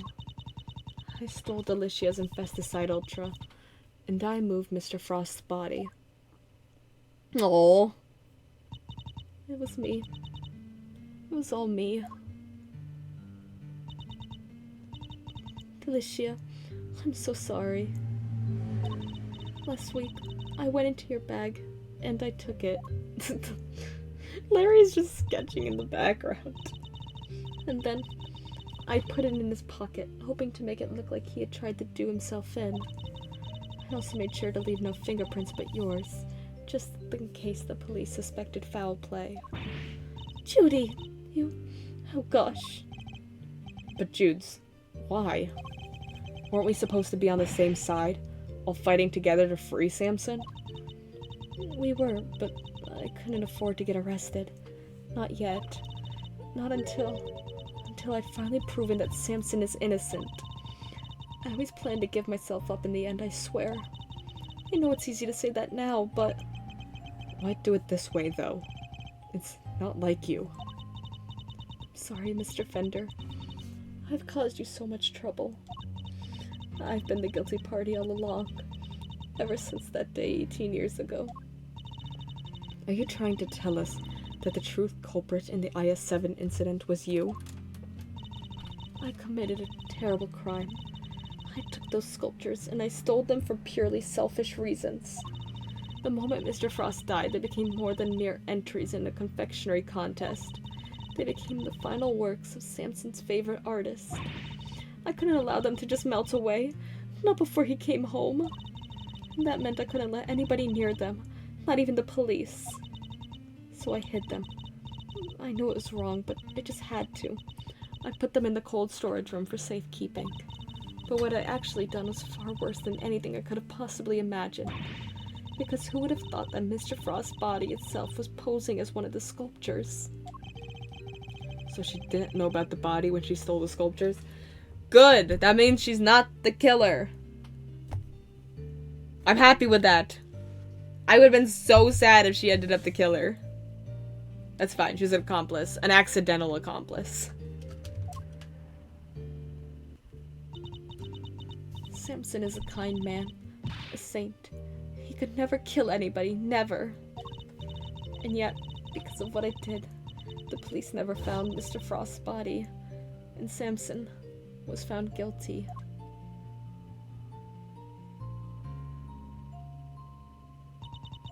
After all he'd done for me, he was my family, the only family I've ever had. He was the most important person in the entire world to me, and I... Jude's. After his conviction, I was forced out of our home. I was finally able to return only a few days ago, and when I did, I went to the cold storage room to check up on the sculptures, and that's when I saw it. Mr. Frost's body had been there the whole time. Of course, by that point, the statute of limitations had expired, so I did what I did today, because it was the only way I could think of to make things right. It seems I've misunderstood her intentions. Everything she's done really has all been for Mr. Tangaroa's sake. Hey, what are you thinking about, Mr. Edgeworth? Something that's been puzzling me.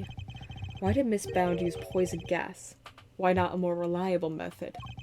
And why disguise the autumn wing as the winter wing? The only reason I can think of is to confuse someone who was here 18 years ago. Yeah, I wonder what she had in mind.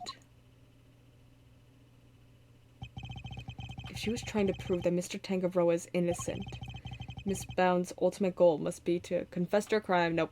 Find the true killer. Yeah. Ensure the body was found. I think find the true killer.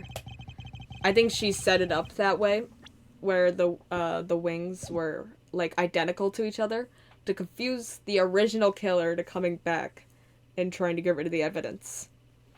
Could she have been trying to discover the identity of the true culprit? Miss Bound, your ultimate aim was to see Mr. Tangaroa cleared of all charges, correct? And to that end, you had to expose the real killer and have the police find the body from 18 years ago. Is my understanding of your intentions correct? Exhibiting the sculptures was sure to force the killer to return to the crime scene. After all, they were the only person apart from you who knew that the body was hidden in the ice work. So they could have freaked out, thinking the body was about to be discovered and come running, yeah? Exactly. But Miss Bound ran the risk that the killer might successfully cover their tracks this time. In the worst case scenario, they might even have been able to remove Mr. Frost's body from the scene. So is Gusto actually the killer? I was wondering if it was him. So how could she lure the true killer to revealing themselves without putting vital evidence at risk? Oh, I see what you're getting at. You're saying that's why the autumn wing was all winter wingy. I am. You were betting on one thing, Miss Bound, weren't you? That whoever opened the Pisces case, you had so carefully disguised as the Gemini case, would be the real perpetrator of the IS-7 incident. No. But that would mean the real killer was...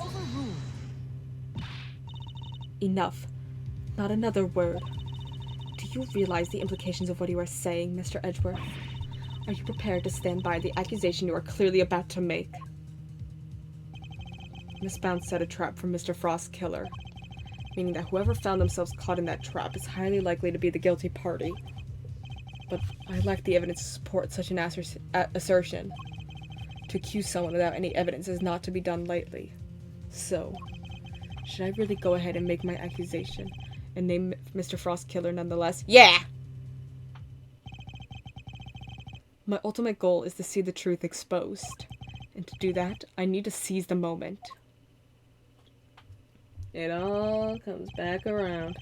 Yes, Judge Gavelle, I am prepared to stand by my accusation.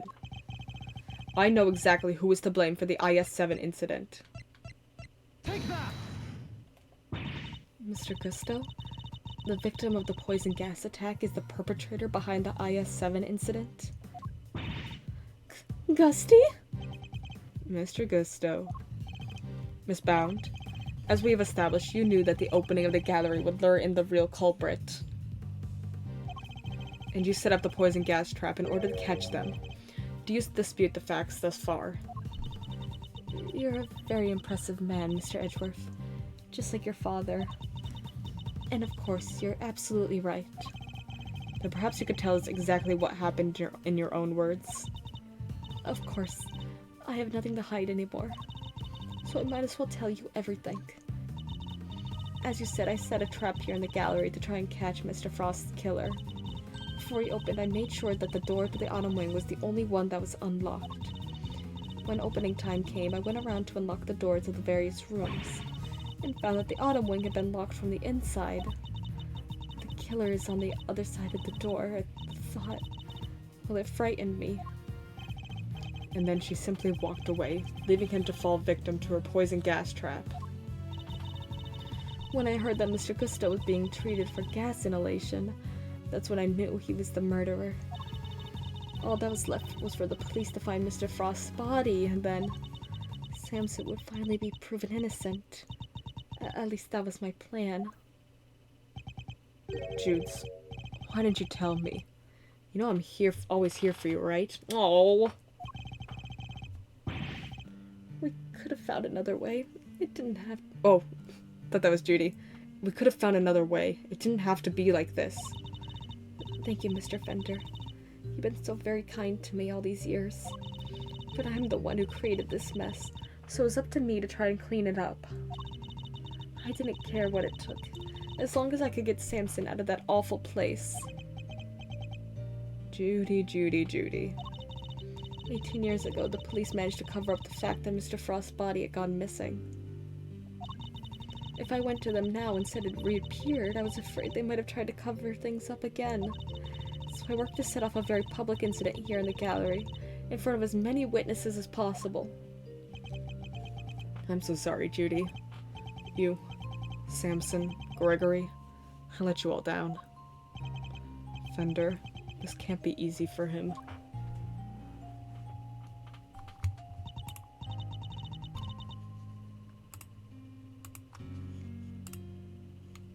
One moment. One moment.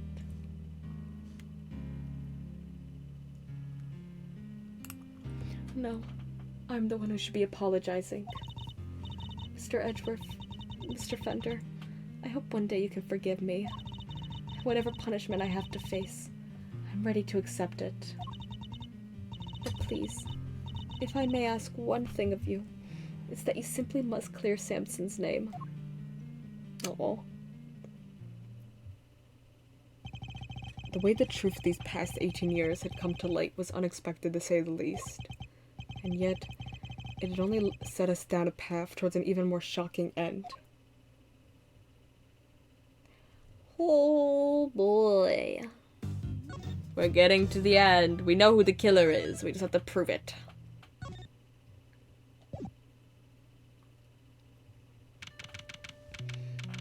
April 2nd, 3:11 p.m.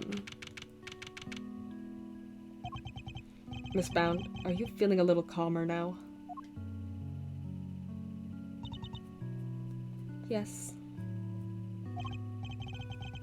Good. Then allow me to get to the point. Regardless of your intentions, you broke the law. Yes, I understand. Nevertheless, I understand that you did what you did in order to prove Mr. Tangaroa's innocence. Therefore, if the real culprit really is someone else, then we have a duty to reinvestigate the case. Overruled. Uh-oh. Girl.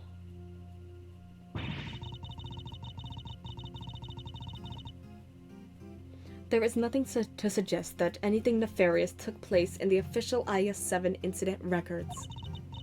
And right now, there is nothing to suggest that we should take Miss Bound at her word either. Girl, come on! So our first order of business should be to arrest the culprit of the case before us. Miss Bound herself. Objection. Official records cannot always be trusted, Judge Gavelle. Especially since there are those prosecutors who would think nothing of twisting the facts. Overruled.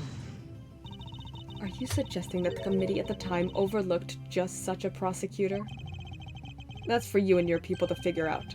However, it is a fact that the autopsy report was faked. Seeing as Mr. Frost's body was only found just now.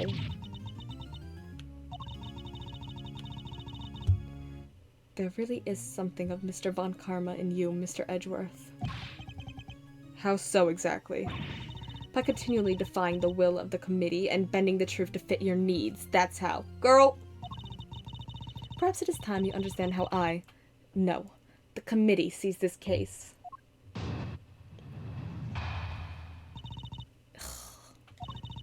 The committee is willing to accept the fact that Mr. Von Karma falsified Mr. Frost's autopsy report.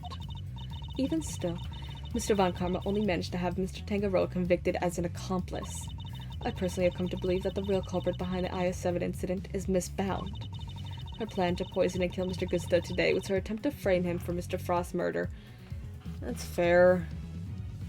That's fair. And this is how the committee sees things, is it? It is.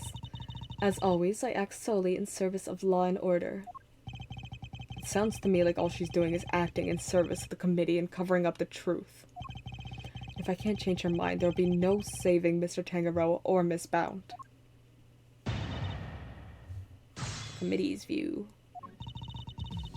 Committee's willing to accept that Mr. Von... Yeah. Even still, Mr. Von Karma only managed to have Mr. Tangaroa convicted as an accomplice.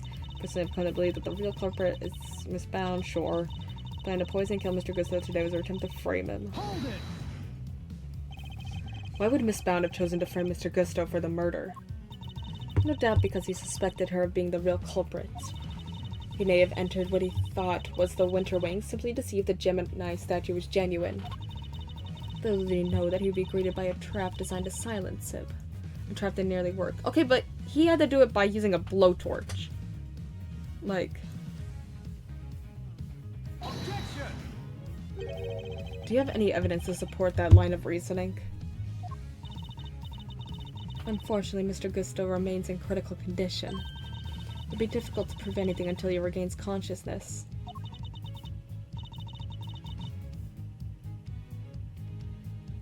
In other words, there's little we can do for now. On the contrary, there's plenty we can do. You still have not grasped the situation, have you? Then allow me to spell it out for you. We have all the evidence we need to explain both the IS-7 incident and the poison gas attack. We have therefore determined that there is no need to investigate either case any further. Do we have? Hold it. Oh, that's not what I meant, but sure. You really mean to assert that there are no loose ends left to investigate? None at all? I think, don't we have something that hasn't been fully investigated yet? Yeah, that, but also... Wasn't there something here? Yeah, there's blood. The blood hasn't been...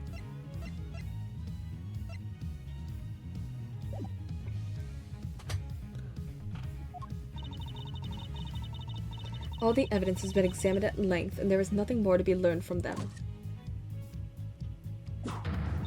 Therefore, I see no need to further prolong this trial. This court finds the defendant, Miss Judy wait. Your Honor, I'm certain there's something that still needs to be examined. The hammer is about to fall, Mr. Edgeworth. Only hard evidence can stop it now. Present what you think requires further deliberation now, assuming there really is anything left, that is. This isn't over yet. Not by a long shot. Still one thing we don't have an answer to. And it's up to me to point it out to Judge Gavel.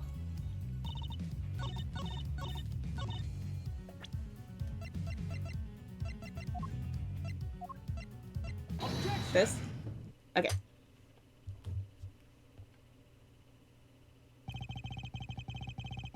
I'm afraid there's still one question concerning the IS-7 incident that remains unanswered, Your Honor.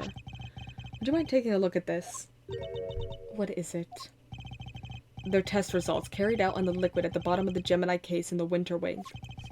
As you can see, traces of blood were detected. The question is, whose? Until that question is answered, I hardly think you can claim to have all the evidence. There was blood in the Gemini case? Why did I not hear about this from Eustace? Because Detective Gumshoe informed me of the results directly. I was planning to tell Mr. Winter about it myself, of course. You kept this to yourself until now, despite having no jurisdiction here whatsoever. Mark my words, the committee will hear all about what you've done here today. As ever, my interest is in the truth, and if mistakes were made in the past, they must be rectified. If you must report me to the committee, then so be it. But in return, we must be allowed to investigate this case to the very end. That is not my decision to make. You'll need to discuss it with Eustace. Oh god. Guess who's back, losers? And with good news, too. Oh! Look who's conveniently up in time. It was a close call for a minute there, but Carmelo Gusto is alive. Gusto. He made it.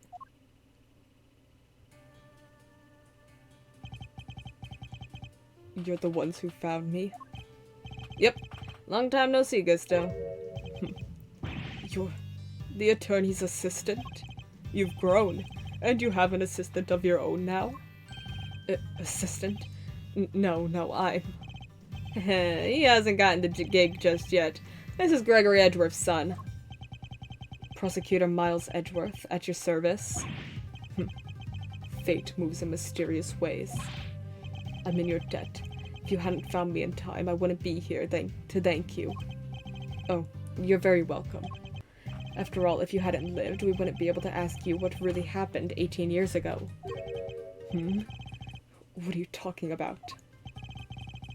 We figured out quite a bit while you were out. We figured out quite a bit while you were out cold, including the fact that you're probably the guy who offed poor Artie Frost. What? Is that true? Miss Bounce set up a very elaborate trap to catch Mr. Frost's murderer. A trap that involved rigging the Pisces case with poison gas. Perhaps in light of that fact, you could tell us in your own words what happened back then? Or perhaps you'd rather exercise your right to remain silent?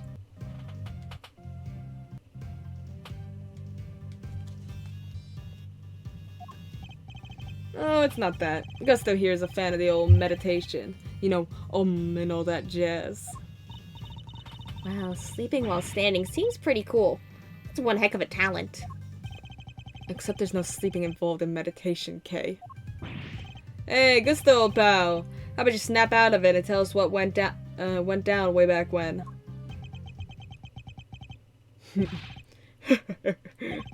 I was caught in the girl's trap, so I must be the killer? Is this your idea of a joke? I'm the victim here. Indeed you are, Mr. Gusto, and there is no evidence that you have done anything wrong yet. Mr. Edgeworth and Mr. Fender are merely speculating. Rest assured that they have no authority here, and that you may pay them no heed. At least somebody here seems to be on my side. Judge Verity Gavel, it's a pleasure, Mr. Gusto. I will assist you in any way you may require. Perhaps you could begin by explaining what actually happened 18 years ago to Mr. Edgeworth? Fine. You want me to prove I'm innocent, Mr. Prosecutor? I'll be happy to. Objection! As So this is how you mean to play it, Judge Gavel? You're hoping Mr. Gusto will help you to hide what happened instead of trying to correct the record? I believe only in the infallible judgment of the goddess of justice. Except it is us humans who make the actual judgment calls in a court of law. Get her! Get her, Edgeworth! And so long as there are those who would use the law to their advantage, our rulings are valuable indeed. If you would use your position to further obscure the truth, then neither she nor I will forgive you. Get her! Destroy her! We shall see about that. What do you advise, Judge Gravel? It would seem that you're under suspicion because it was you who triggered the poison gas.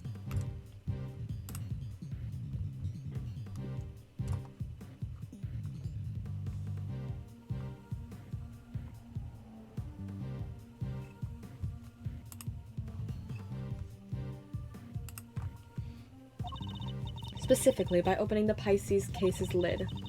Would you be so kind as to share why with us? Understood. I came to see Frost sculptures. Simple as that. I made a mistake with the opening times and arrived a half hour early. Sure. Miss Bound, was there no one at the reception desk around that time? I had left the main entrance unguarded and unlocked, just in case the killer made an appearance. I was also busy making preparations elsewhere, all the way up until the gallery's opening.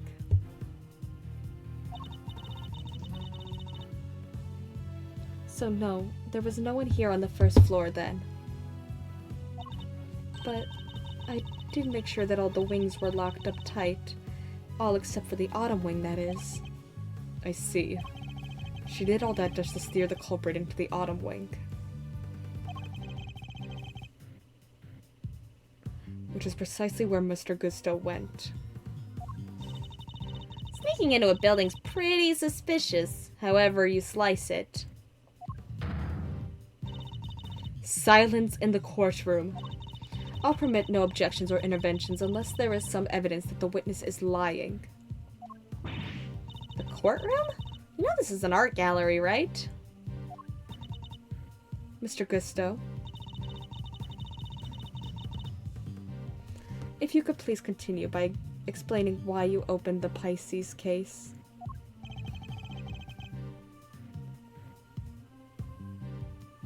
I wanted to see Frost's work up close. Then why did you have a blowtorch?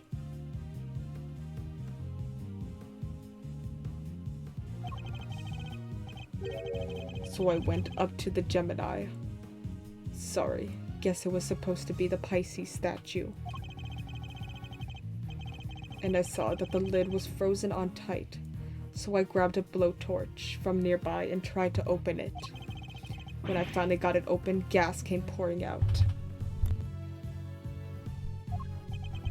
Fascinating. His is the sort of flawless testimony attorneys can only dream of. Yeah, the everything sounds like a lie kind.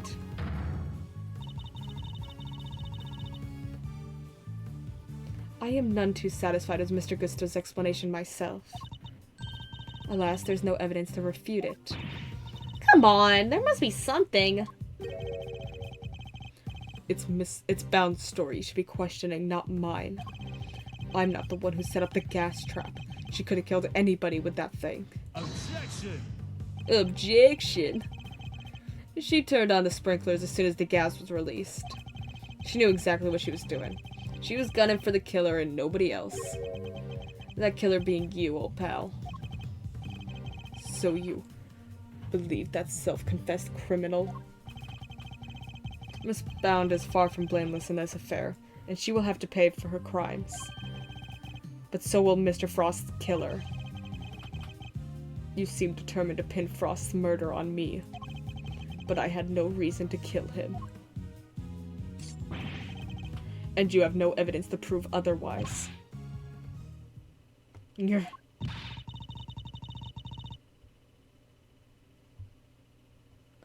we really not prove that he's the killer, Mr. Edgeworth? Mr. Gusto fell victim to the poison gas. That much is indisputable. Yet no matter how suspicious his actions in the present may seem, They prove nothing about the past. Yeah, but then what about you, Mr. Fender? There must be something we can do. You're right. We may not have evidence, but we have plenty of intel.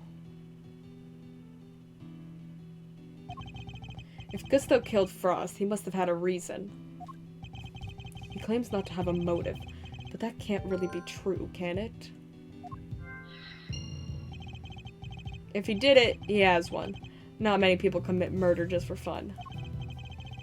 In fact, your old man had a little back and forth with Von Karma about a probable motive too, remember? How can you possibly say that with any certainty? If the relationship had broken down for some reason. There could very well have been the motive behind this murder. Von Karma wouldn't let us talk to Gusto back then, but we can now. If we can put the pieces together, I think the picture we've been looking for might just emerge. Yes, I think you might be right. I need to think back over everything we know about the IS-7 incident. Especially the questions that never got answered. And the finger marks. Were you the one wearing the gloves? Miss Scone denied that the finger marks on the frame were hers. But what if they were Mr. Gusto's? Perhaps he wanted to take a look through the ultimate cookbook for himself.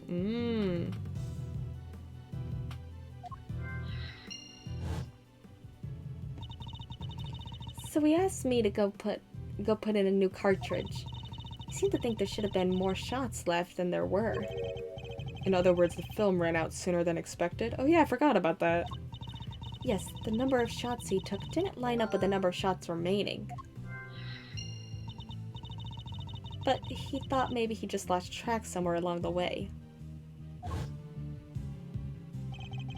My father noticed these things for a reason. Just need to piece them together correctly. The absence of evidence is the only way to get to the truth. Okay. So, the motive, yeah. That one's easy. Mr. Gusto. You and Mr. Frost conspired to create works for the contest together, did you not?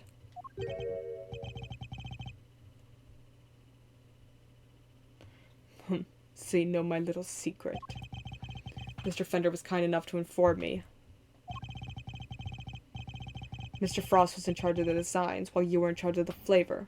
Is that correct? What can I say? I still had a long way to travel on the road to becoming a master confectioner. But you only collaborated up through the semi-final. Something changed after that. We both wanted to show what we could do. Show that we were better than Tangaroa. Objection! Then why did you help Mr. Frost with his entry for the final? What grounds do you have to say that? Your own statement, made to Mr. Von Karma 18 years ago. You told him that you had been working together right up until the day before the final.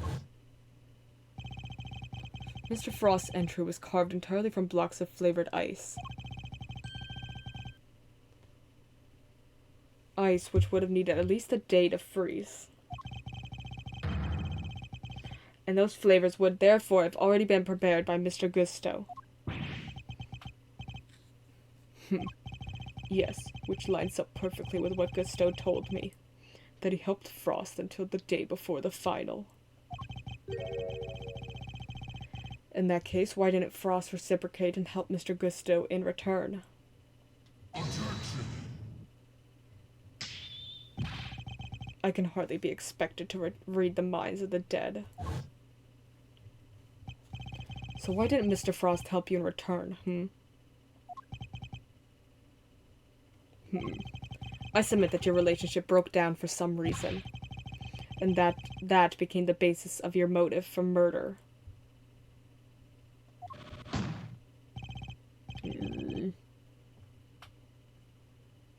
That's not how it was.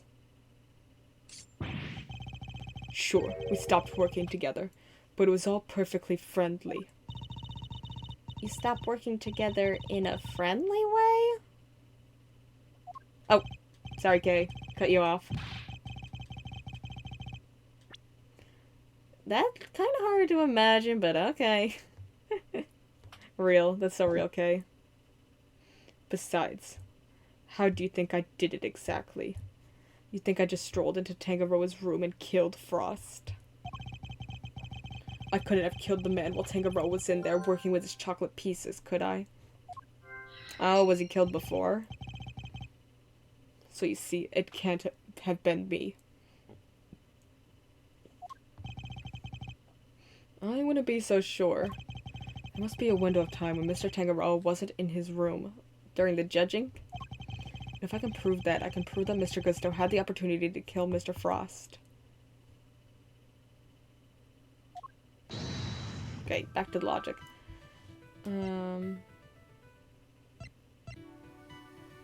Gusto couldn't have killed Frost with Tangaroa in his room. More film had been used up than they were expected that someone else used the camera. So his Gusto's goal been to look through the ultimate cookbook all along. I don't know.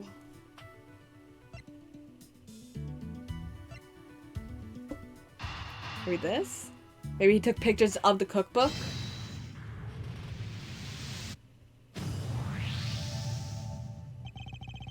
Photographing the cookbook's contents would be the perfect way to steal its secrets undetected. And what if Mr. Gusto did just that? What if he used Mr. Tangaroa's camera to photograph the book? It'd be the perfect crime. So much better than stealing it and getting chased by the cops. Sneaky snapshot or 20, huh? That could work. The only question is, when would he have done it? Good question. What about during afternoon tea? Didn't Delicia say that Gusto and Frost had missed out on the little tea party they had? Oh, did they now? Which brings me to the next question. When do we know for certain that Mr. Frost was still alive? Then, after the contest began, nobody saw hide nor hair of Frost as he secluded himself in his room. And the only person capable of entering his locked room was Tangaroa, possessing as he did the only key.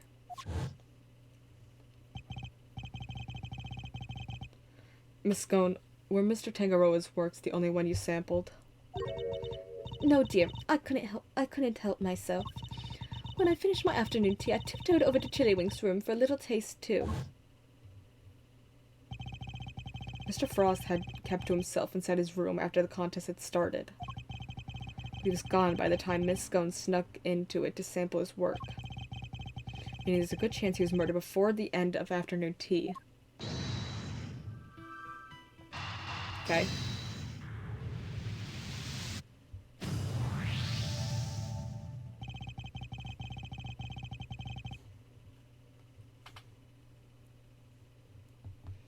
We can be sure that Mr. Frost was alive until the beginning of afternoon tea,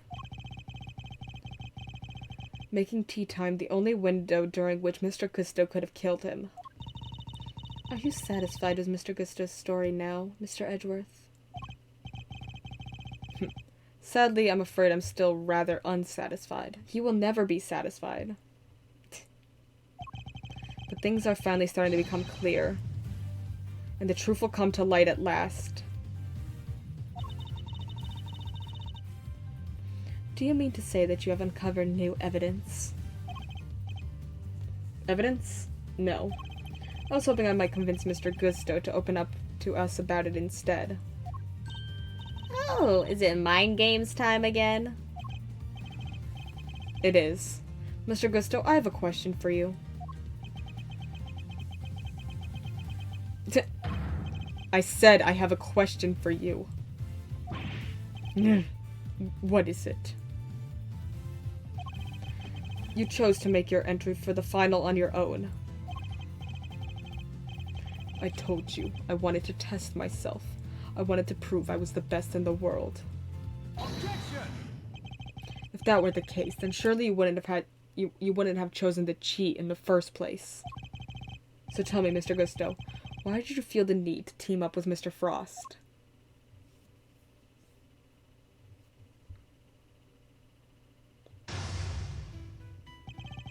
18 years ago, Mr. Gusto and Mr. Frost collaborated in the confectionery contest. But why did they work together, and why did they enter the contest in the first place? That's the information I need to get out of my opponent somehow.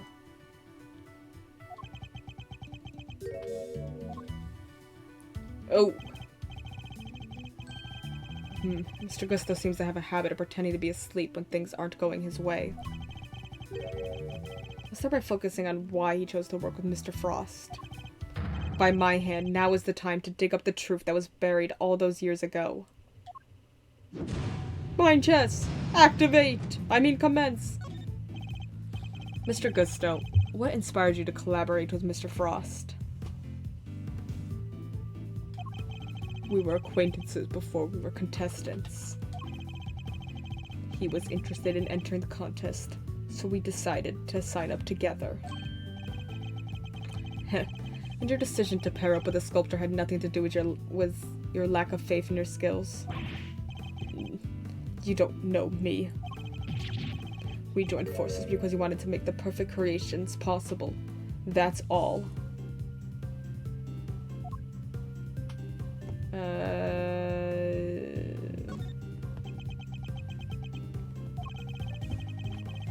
Frost's son and mine were in the same grade at school, so we got along pretty well too. Oh, so you were just two friends who happened to try for the title of world's greatest confectioner? Yeah, they definitely had ulterior motives. They wanted something in the cookbook. Pretending to be asleep when the going gets tough won't work on me, I'm afraid. Mr. Frost was a sculptor, Mr. Gusto. I doubt he cared much about winning a title for confectioners. In which case, he probably had a different motive for taking part in the contest, wouldn't you say?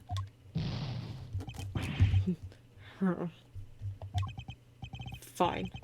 It was me. I wanted the title. Frost was only in it for the prize.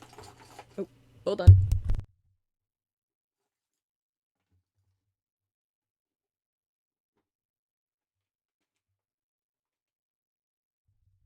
The ultimate cookbook. I see. And since your objectives dovetailed so neatly, you decided to work together.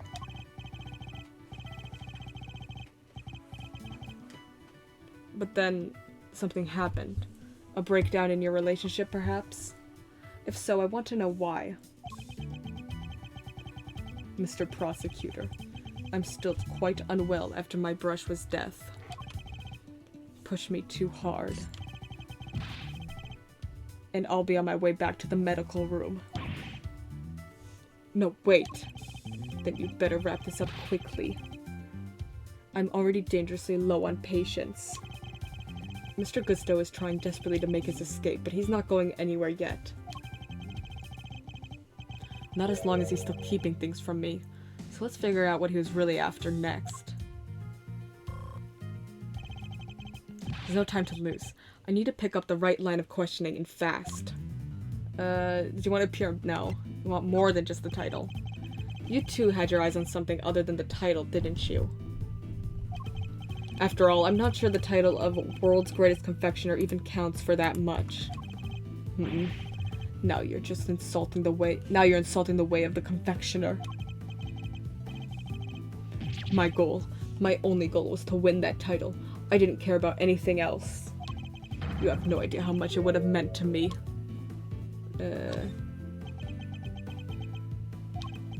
Look, my sense of design may not have been up to snuff back then, but you should see me now. Oh, so you've improved? You bet I have. I didn't do all that training in Zhengfa for nothing. Oh. He did training in Zhengfa, huh? He went outside to a foreign country, huh?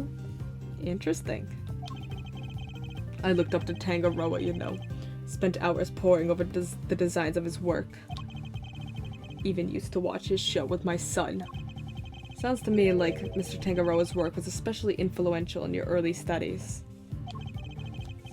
And with his recipe book, you might have even become the best someday. Maybe. The book was a real treasure, no doubt about that. Any confectioner would have wanted it. Would they?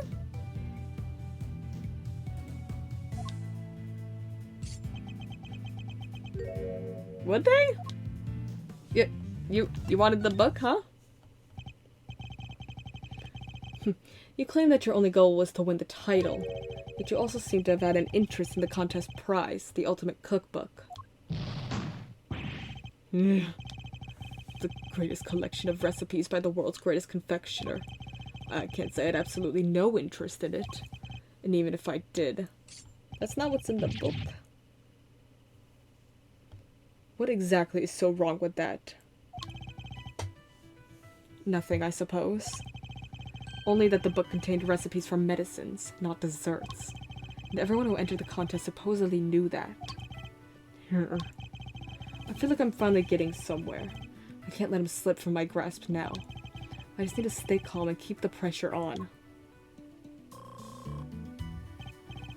Next, let's find out why he wanted the cookbook. Did you know what it was worth? Did it help you make your sweets? Yeah. So your plan was to win the cookbook and use it to help you with your own creations? What else? A book like that could have improved my craft tenfold.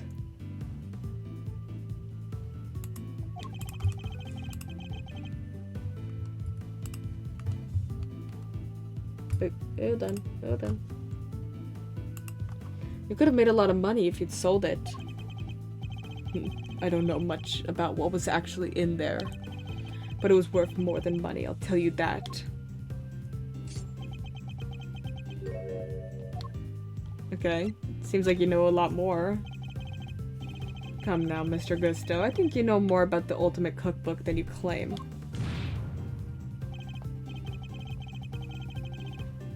They told us a little about it at the start of the contest. Then you know what kind of recipes it actually contained, don't you? And they weren't dessert recipes at all.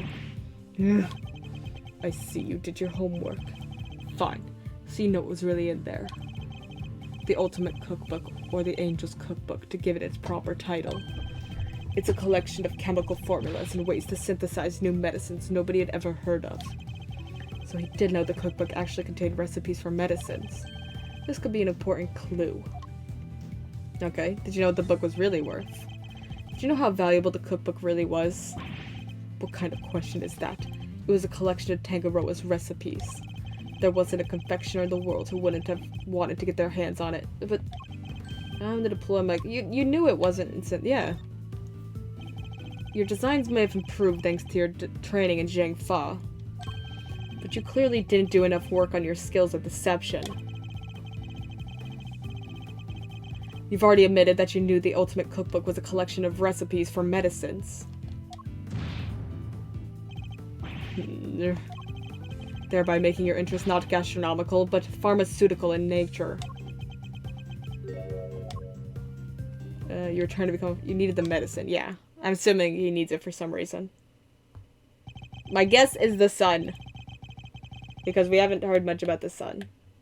You're a confectioner, Mr. Gusto. You had no professional interest in revolutionary new medicines. Which suggests that your interest must have been personal.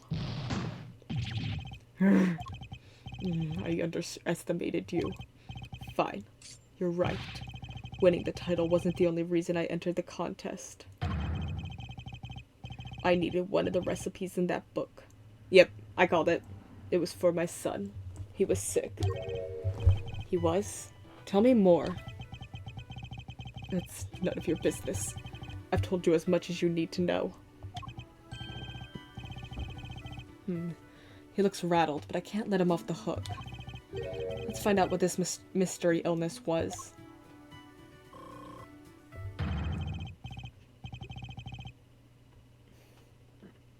I've almost gotten to the bottom of this. I can feel it. Just a few more moves. What is the name? No, he's not gonna answer that one yet. Yeah, tell me more about your son. Tell me a little more about your son. He was my pride and joy, and my biggest fan. And you entered the contest in order to help him? You clearly don't have children of your own. Any father would have done the same. I would have done anything to help him. Anything. Yeah? Sure, I believe him. He would come see me here at the contest venue too, right up through the semi-final. Really? He didn't get in the way of your work? If you were trying to beat Samson Tangaroa, surely you didn't have the time to look after a child. Yeah, well, I wanted to do what I could for him. He said he wanted to always be the first to try my creations. So he wasn't too sick to join you? You said your son was sick, Mr. Gusto. Maybe he was able to come and join you for the contest? It wasn't that kind of illness. Nothing life-threatening anyway. I'm so curious. This feels like it could be an important clue. Was the book necessary? So you needed the cookbook to cure your son. Yeah. Nowadays you can get the medication he needed anywhere. But back then, that book was our only hope. Which is why I didn't dare waste my time on fancy tea parties. I had to give my all to my work. And what about Mr. Tangaroa's work? Surely that tea break gave you the perfect opportunity to go steal a glance at it? And what makes you think I had the energy or time to care about what the others had made? You cared about it. I think you made it abundantly clear how much interest you had in Mr. Tangaroa's work. What's more, if you were that determined to win the ultimate cookbook, I seriously doubt you would have passed up on a chance to take a peek at your competitors' entries.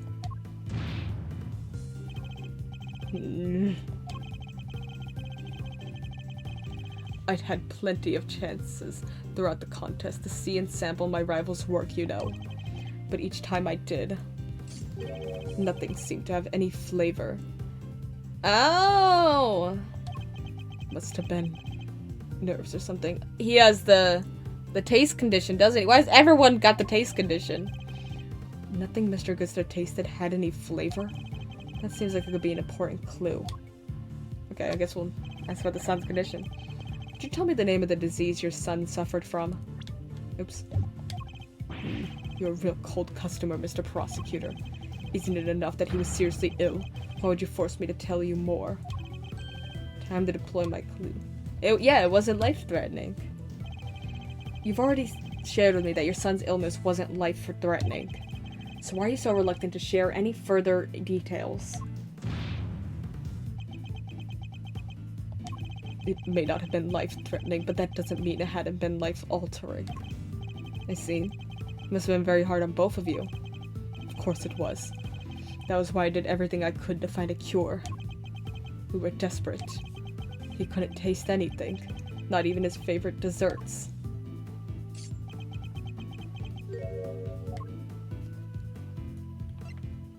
Did he have a taste disorder? As I understand it, the Ultimate Cookbook contains the recipe for a very particular medication. One that Mr. Tangaroa used to cure himself of his own taste disorder. So he had it too? Two, you say? Yeah! So your son had a taste disorder then, am I correct? How did I let that slip? You've been asking me to believe that you needed to win the cookbook in order to cure your son. But was that really the case? Of course it was. What are you saying? I'm saying that I'm not so sure that's true based on everything you've told me. Time to deploy my clue. Oh yeah, you were sick yourself, weren't ya? Taste disorders are difficult to live with. It ain't easy not being able to enjoy your food. You should know, after all, you just told me you experienced something like that during the contest. You said that nothing you'd sampled had any flavor. Those were your words, correct? Which would seem to suggest that you were suffering from a taste disorder. A confectioner without a sense of taste? Not exactly ideal. Are you sure it wasn't actually your own condition you were seeking a cure for, Mr. Gusto? I've had enough of your speculations. I managed just fine in that contest. Made all my own entries, no problem. But weren't you working? Yeah, you were working with Mr. Frost. Sorry, but I'm afraid you're contradicting your own testimony. You already admitted that you and Mr. Frost had worked together during the contest. It's too late to claim you did it all on your own now. Rah. You would have us believe that you are a man of principle, a dedicated student of the confectioner's art.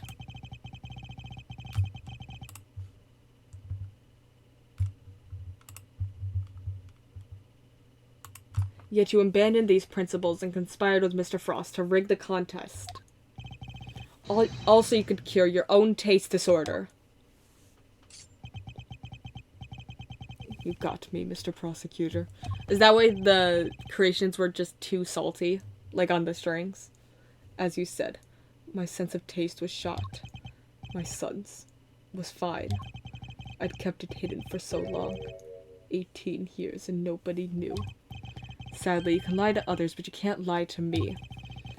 Both Mr. Gusto and Mr. Frost entered the contest hoping to obtain the ultimate cookbook. For the medicine that would cure Mr. Gusto's disorder, and the money it would bring in for Mr. Frost. Thus an uneasy alliance was forged. And that, I believe, is checkmate. Checkmate! Yay! I'll admit it. You're good. I never told anybody about any of this, but you figured it all out anyway. It's true. 18 years ago, I developed ajusia. Ajusia. I don't know how to say that. What's ajusia?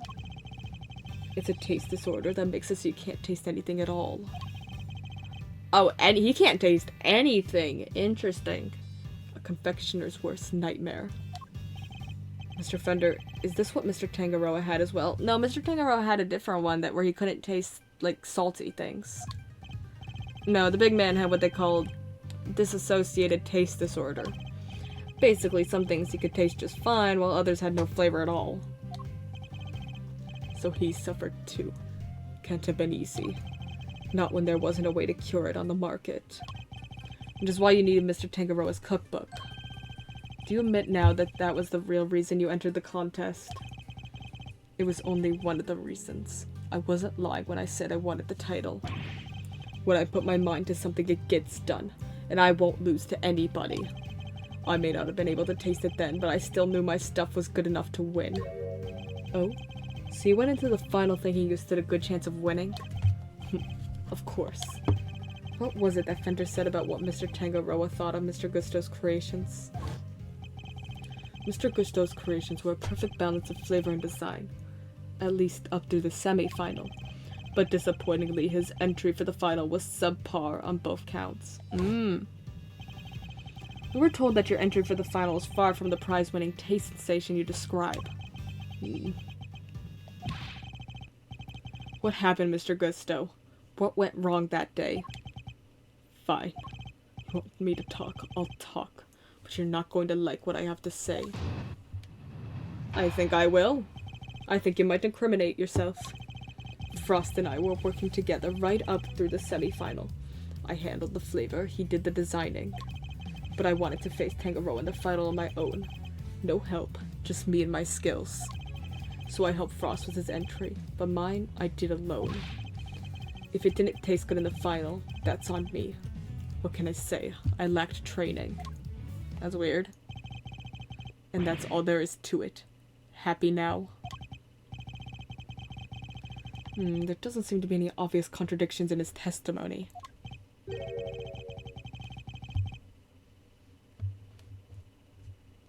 Yep, not what I thought. Not that I thought it'd be easy to get anything real out of him. He's managed to not let slip what really happened for 18 years after all. Why don't you try pushing him a little bit, Mazzarino? See if you could shake something loose. I think I just might have to, Fender.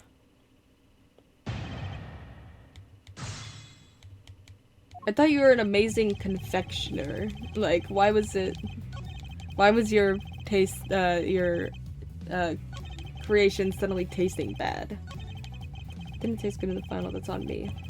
Hold it! And yet I heard that your creations prior to the final were scored highly for their flavor. So what went wrong? Was there some kind of cooking accident on that day? No, nothing like that. It was... I told you I had a taste disorder. My sense of taste failed me. It's as simple as that. But Mr. Frost's entry was complimented on its flavor. Your sense of taste hadn't failed you then. Did something happen overnight? I don't think he's gonna spill any more beans, Mr. Edgeworth. Then perhaps I should ask him about something else. Sure, the semi-final. Has something changed between the semi-final and the final, Mr. Gusto? Not really. The only difference between the semi-final and the final was that Frost wasn't helping me. I don't think that's true. Wasn't there? Oh, right there! Gusto's son visited his father daily up through the semi-final. Yes, he wasn't- yeah, I was figured the son was helping. I was a bit suspicious the first time they mentioned it. I could think of one significant difference between the semi-final and the final, Mr. Gusto. Your son. This is him in the photograph, correct? You told me he was here with you up through the semi-final. He was. What of it? What indeed? He was here with you until the semi-final, until he suddenly wasn't for the final. And just as suddenly, your work went from being lauded for its flavor to being lambasted for it. I don't think that's a coincidence. Do you?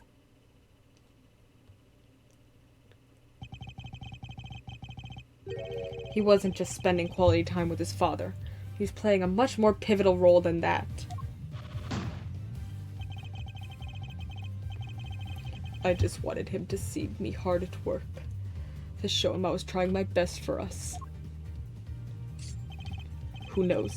Maybe it was him being here that helped me do so well in those early rounds. He talks a good game, but nothing about this guy screams super dad to me. Indeed. Thankfully, we would only have to give such an idea credence if his story were true. After all, how much could the encouragement of one small boy affect the taste of a grown man's work? Mr. Gusto prided himself on the flavor of his creations, but then he lost his sense of taste. He must have had a tough time maintaining his high standards after such a devastating loss. Unless... I'm sure your son was here to cheer you on, but that wasn't all he was here to do, was it? You're a very suspicious man, Mr. Prosecutor, but why not try answering yourself for a change? What was an elementary school kid doing here, other than to support his father?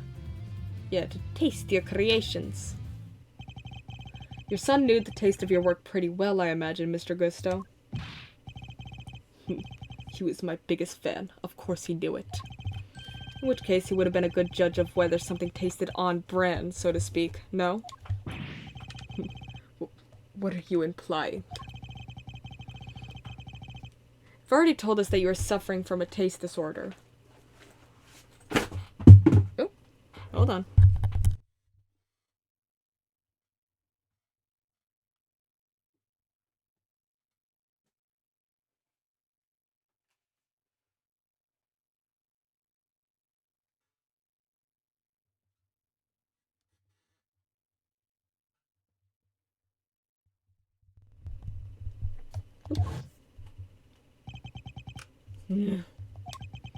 Do we really need a flashback for this? I'll admit it, you're good. I never told anybody about all this. We figured it out anyway. It's true. 18 years ago, I developed a... Yeah. That was like 5 minutes ago. We don't need a flashback. No one knew about your condition. Indeed, I doubt Mr. Frost would have wanted to continue collaborating with you had he found out. After all, it was your job to make sure his creations tasted good.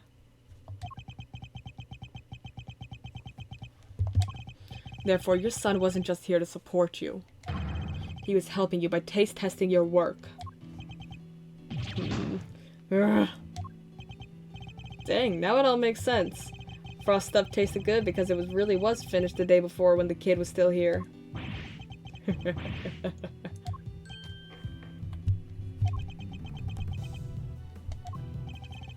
You have a vivid imagination, Mr. Prosecutor. But do you seriously think I trust the kid to tell me how to adjust the taste of my masterpieces? I have some pride, you know, even back then. Did you now? My designs may not have been much to write home about back then, but I always knew my work tasted better than anybody else's. You think I'd risk everything by putting my reputation in the hands of a child? This is just more speculation. That's all it is. Here. In that case, I asked to speak with your son this we know the son's missing. I asked to speak with your son this instant. Let's see how much of your story he can corroborate. Sadly for you, my son is no longer my concern. That's messed up. But what? As soon as I got my sense of taste back, I went straight to Zhangfa to start my training. What the hell? This guy is the worst! And cut off all ties with the kid for good. What? You abandoned your own child? And that ain't the half of it. No one knows where he is, even now. That's so evil! Cops have looked all over for him, but no dice. So, still think you can prove your asinine theory? I'd like to see you try. You think I care about anything besides confectionery? Think again. I got my sense of taste back. What need do I have for a son? Jesus!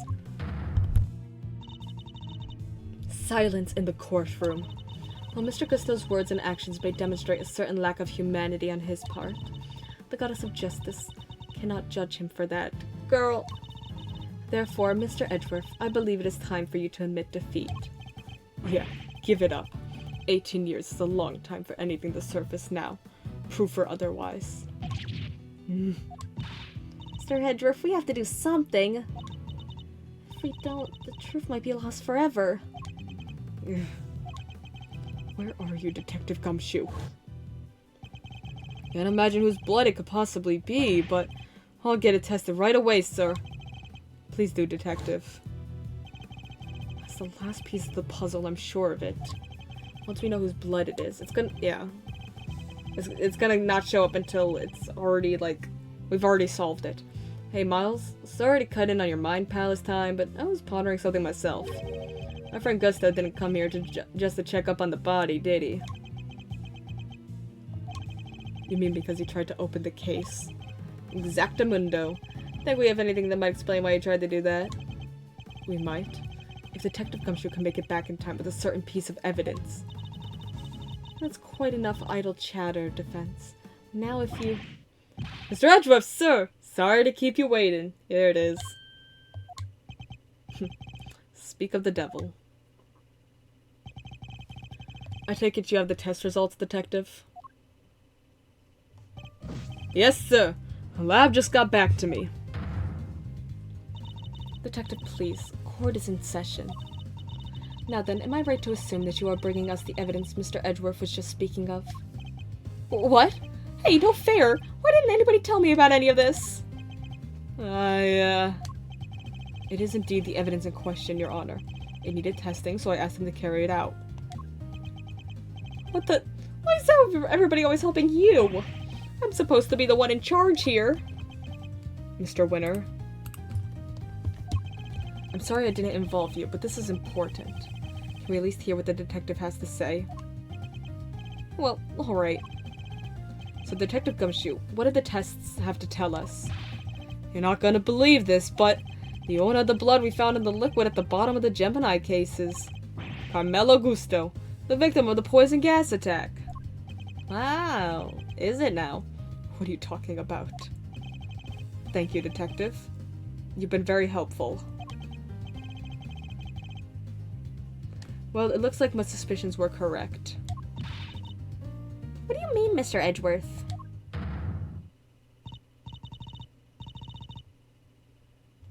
Yes, what do you mean? Explain yourself. What is the significance of the blood to this case? It's only the very thing the perpetrator of the IS-7 incident has been trying to hide all these years.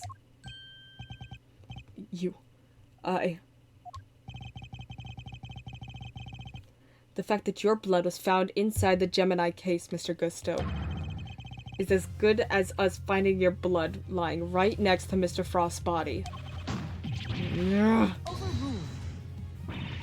Why? Why would there be traces of your blood there of all places, Mr. Gusto? If you won't answer Her Honor, Mr. Gusto, then I will. There wasn't just blood in the liquid from the Gemini case. There were traces of sugar and salt, too. There were? And if you remember, one particular part of Mr. Frost's work was allegedly very salty indeed. Oh yeah. You're talking about what Delicia told us back then, right? What was it again? Did they ever? I've never tried ices so scrumptious in all my life. Really? Man, I wish I could have had a bite. Well, scrumptious except for the salty bit, of course. That was unbearable. The salty bit? It's in the other photo you've got there. This bit, the harpy thing. Gemini's lyre. Yes, the lyre. And only the lyre tasted as if it had been flavored with salt. There were no traces of salt anywhere else in Mr. Frost's entry. Very interesting. But perhaps you can tell us, Mr. Edgeworth. Where did the salt in the lyre come from?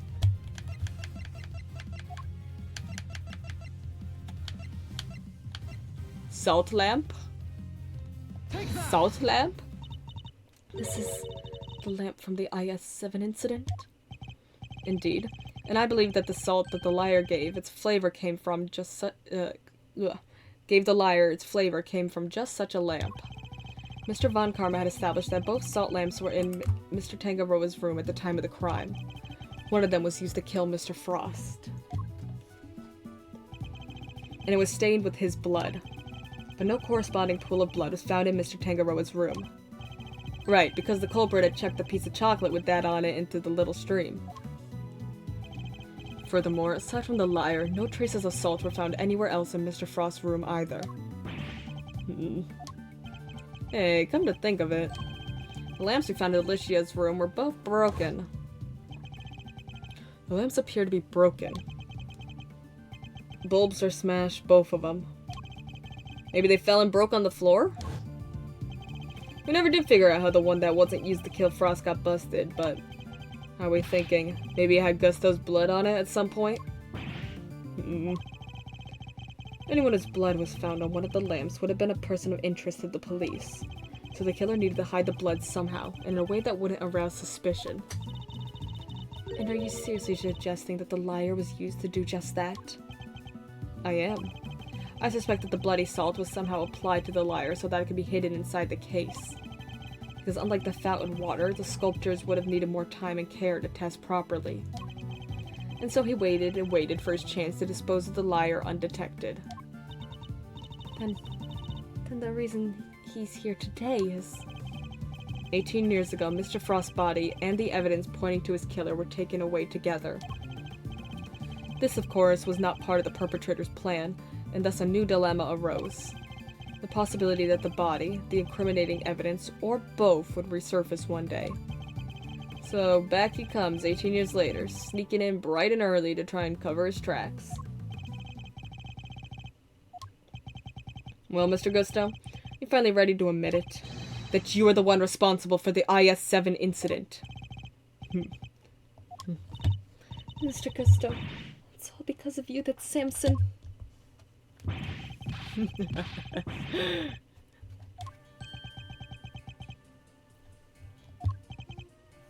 Gusto. So, I finally got caught, huh? All these years later. Nobody came close back then. Not even the big shot prosecutor or the attorney.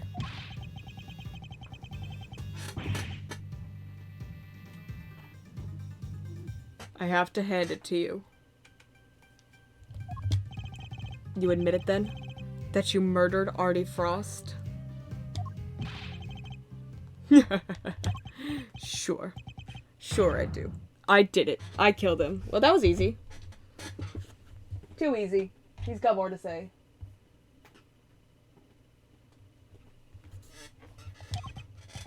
But he only had himself to blame.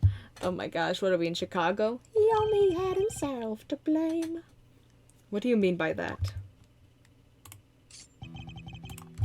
He agreed to help me.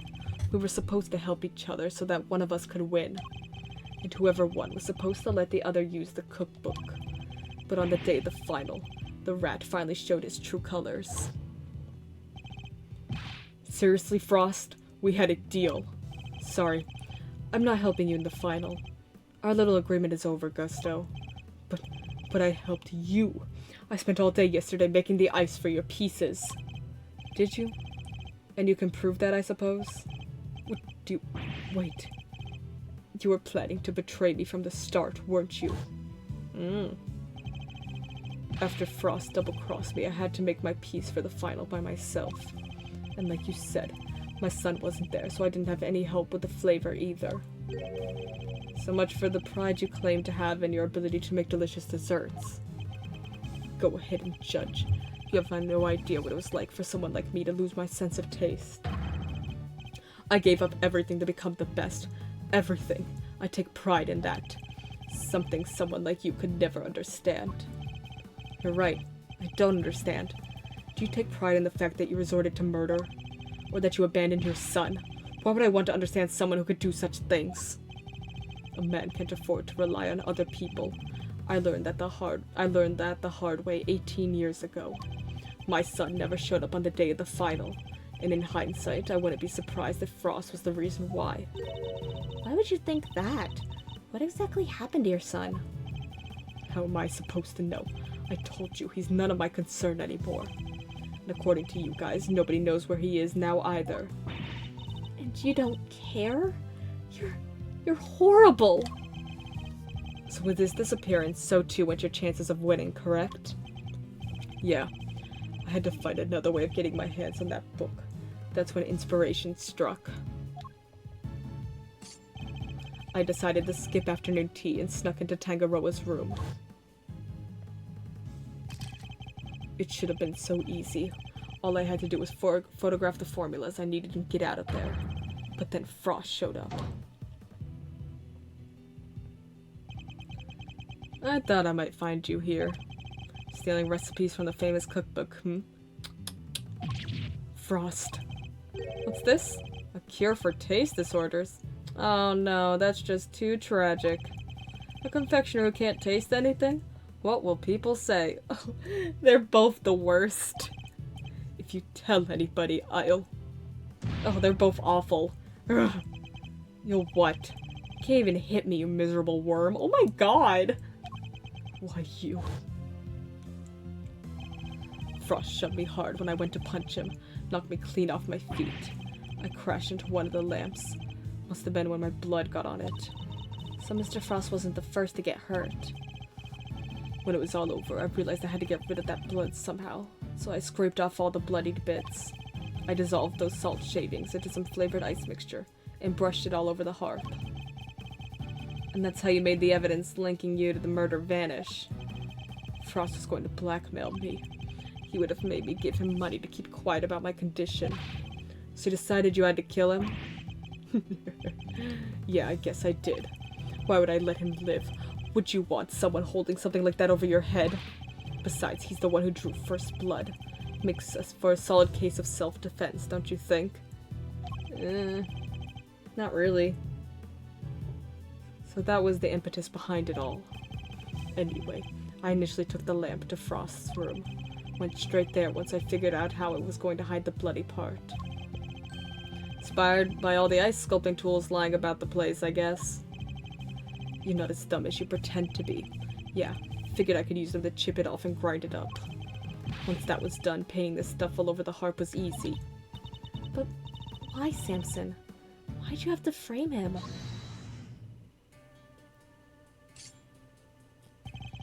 I never meant for the cops to pin it on him. That was your fault, you and the rest of them. Why do you think I went to the trouble of placing the lamps and cloths back in Scone's room? There's only one reason to plant the murder weapon in the room of another contestant. Oh, he was gonna blame her? That's so evil. And that's to cast suspicion on that person. What? You tried to frame me, Gusty Pants? Yeah. But why? Why poor old me? I respected Tangaroa. He was the best. A true champion. I would never have wanted him to take the fall. But you're a fraud. Your work wasn't even real. You had no respect for our craft at all. Coming from you, okay? You deserve to be punished for what you did. Oh, Gusty, how could you? And had you refrained from eating Tangaroa's work, Frost's body wouldn't have been found. My plan was to wait until Tangaroa was judging your room. That's when I'd sneak the corpse into Frost's room and freeze it. But thanks to you, Bounty found it before I had a chance to retrieve it. I don't understand. Why did you need to freeze his body at all? Why indeed? Mr. Edgeworth, surely you must know. Why did Mr. Gusto need to freeze Mr. Frost's body? To pass it off, no. To obscure the time of death, to hide the true crime scene. I think to obscure the time of death. Mr. Gusto needed to freeze Mr. Frost's body in order to obscure the time of death. If they determined that the murder occurred during afternoon tea, he would have been an obvious suspect. Bingo. Freezing Frost's body wasn't simple. Preparing everything took time. So I decided to put his body in the chest in Tangaroa's room while I got everything ready in Frost's.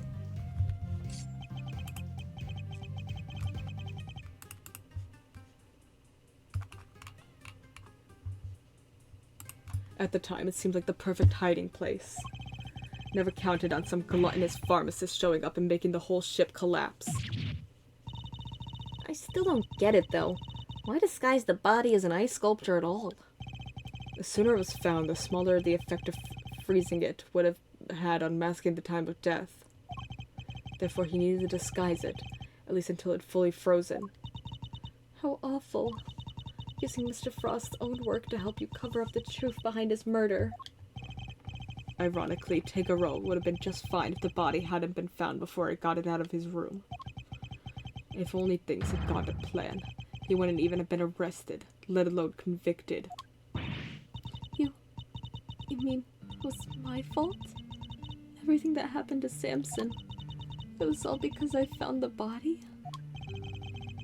Don't let him get inside your head, Judes. None of this is your fault. If it wasn't Samson, it would have been Delicia instead. She would have been the one they arrested. But who cares about her? Either way, there's only one person to blame here, and that's Gusto. It didn't help that the initial detective was so bad at his job either. He never even told the prosecutor that the body had vanished. So then, Mr. Von Karma had unwittingly placed Mr. Tangaroa under arrest in the absence of a body? I mean, I guess it would explain why he was so keen to wrap things up. Still, you'd think he'd notice something as big as that if he'd taken a look at a few reports, right? Not if someone had been deliberately distorting the facts of the case, though. Either way, it seems that Mr. Von Karma didn't know about the body until after the arrest had been made. But admitting that would have spoiled his perfect record. So he kept it to himself and proceeded to prosecute Mr. Tangaroa regardless. Can this really be true? You don't feel bad at all? Somebody spent 18 years in prison because of you. Sticks and stones, girlie. Sticks and stones. What a jerk. I'd arrest you right now, pal. I'm afraid I can't allow you to do that, detective. Girl! Here's the thing. She was so down to arrest Judy for this. I know the argument's the statute of limitations, but she was so down to arrest Judy. She's like, yeah, alright, Judy did it, but like, but no, not with this guy, the actual murderer who just confessed to it. It's gonna be the statute of limitations. There's gonna be a clause in it. He said he went to Zhangfa, and that's gonna come up again. And it says, it's suspended should the subject flee to a foreign country. And he did. So you noticed, huh? Glad somebody did. We're gonna find out how long he was there. The judge is right. You can't lay a finger on me. What? Why? He just confessed to murder. No idea, huh? Then I guess I better lay it out for you. I killed Frost 18 years ago. The statute of limitations for murder in this country is 15 years. You do the math. You can't arrest me. You think I'd have confessed to otherwise? That's right. The statute of limitations is only 15 years. Is this really the end of the line, Mr. Edgeworth? Once the statute is expired, he can't be charged, so... But... How unfortunate, Mr. Edgeworth. I'm afraid that both Mr. Gusto's confession and your deductions will have to be struck from the record, and that Mr. Tangaroa's conviction will remain in place. But we've finally proven that the police never had Mr. Frost's body in their possession. Even if we can't arrest Mr. Gusto, surely Mr. Tangaroa has grounds for a retrial on that basis? Does he? I wouldn't be so sure. I'm afraid that the goddess's judgments are somewhat harder to overturn than you might imagine. So the committee means for the verdict from 18 years ago to stand no matter what?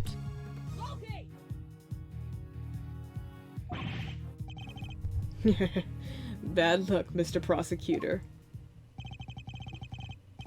There must be something we can do. Something to bring Mr. Gusto down.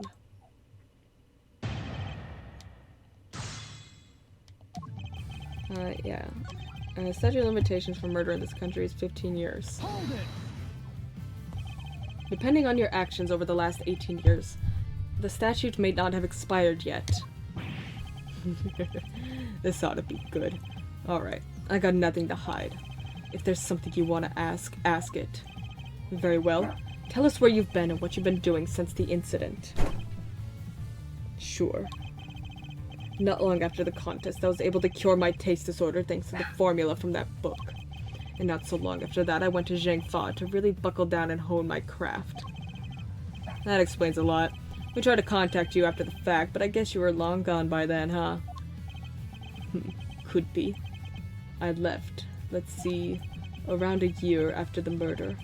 It was before Tangaroa's last day in court. Going to Zhangfa was the best thing I ever did. Flavor, design, I'm the full package now. And all on the backs of those whose lives you destroyed. What's an omelet without a few eggs, Nothing, Mr. Prosecutor. Nothing. You're evil. Sticks and stones, girlie. You can't arrest me, and that's all that matters. Ugh, I need more to work with. There has to be something I can get out of him. Maybe I can push him further on the statements he just made. Is there anything I should follow up on? Yes, let's talk about Zhangfa, because it's in the book. I'd like you to tell us more about your training in Zhangfa, if you wouldn't mind. Fine. I later went to Zhangfa to train, and I finally became the best in the world. Okay, here we go. Thank you.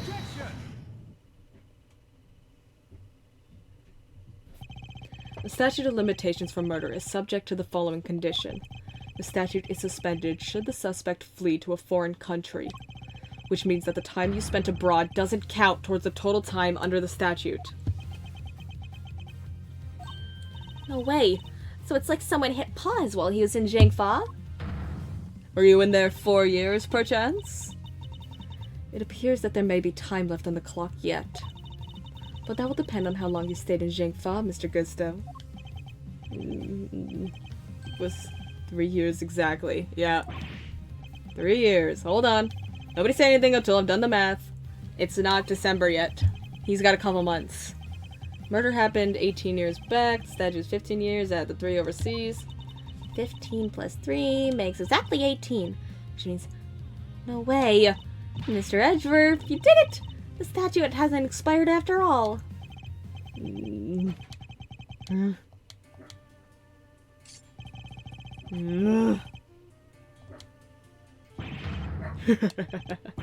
Bingo! 18 years exactly. Glad you worked it out for yourselves. He's just been stringing us along this whole time. Why is he laughing? We're good, aren't we? We can arrest him now. Hate to break it to you, little sis, but IS-7 went down at the end of December. It's April now, which means, strictly speaking, it's been 18 years and 4 months since Frost's murder. Oh, okay, I get it. If Gustav Stan Zhangfa really lasted 3 years on the nose, it's not enough. We're a few months short. Not enough, but... What did I tell you? You can't touch me.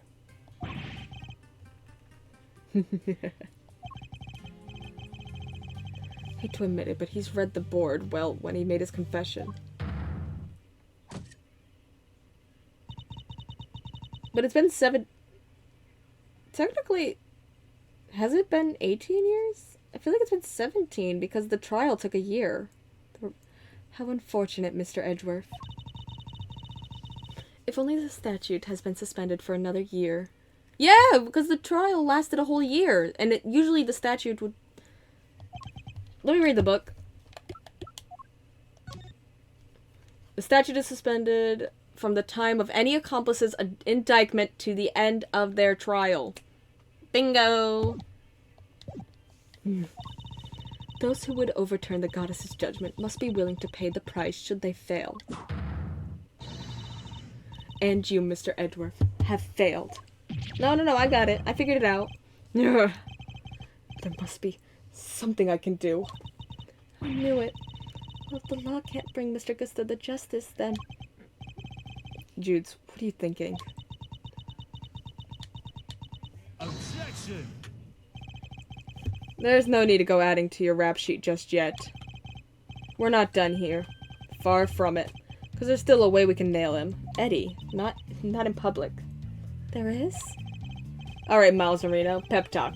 I need you to think back over everything we know about the case. Gusto's overlooked one critical thing that you yourself were led to believe wrongly about. Which is... he wasn't there for Samson's last trial, remember? Best I could tell, he doesn't seem to know what the final verdict that came down that day is. Which means there's still one way left to us. Crack open your statutes for dummy there and have another look. 17 years ago, they really did a number on Samson and framed him like a pretty picture. But if we make good use of that verdict now, we can make Gusto pay in full for what he's done. Thunder, are you? Yeah, because he was tried as an accomplice. Those who would overturn the goddess's judgment must be willing to pay the price should they fail. Samson's my client, Miles, and I can't bring myself to use the source of his pain as a weapon in this fight. So whether we play our last card or not, it's gonna have to be up to you.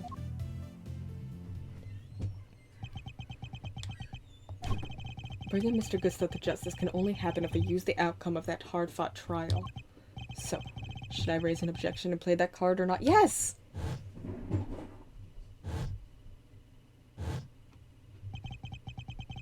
My father and Mr. Von Karma, one sought to reveal the truth, the other to hide it.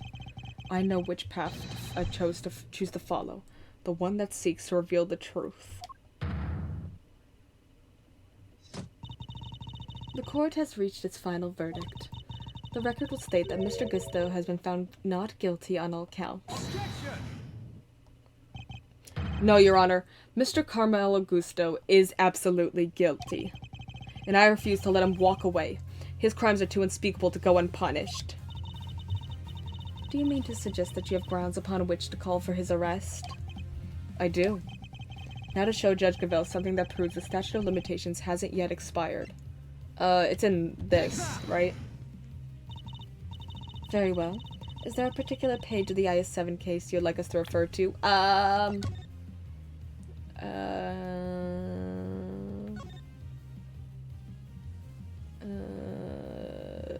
Convicted as an accomplice based on his confession. There we go. Suspect data page. It's always the suspect data page. I like to direct your attention to the page concerning the suspect. As you can see, Samson Tangaroa was convicted as an accomplice. And it took around 1 year from his indictment for the verdict to be reached.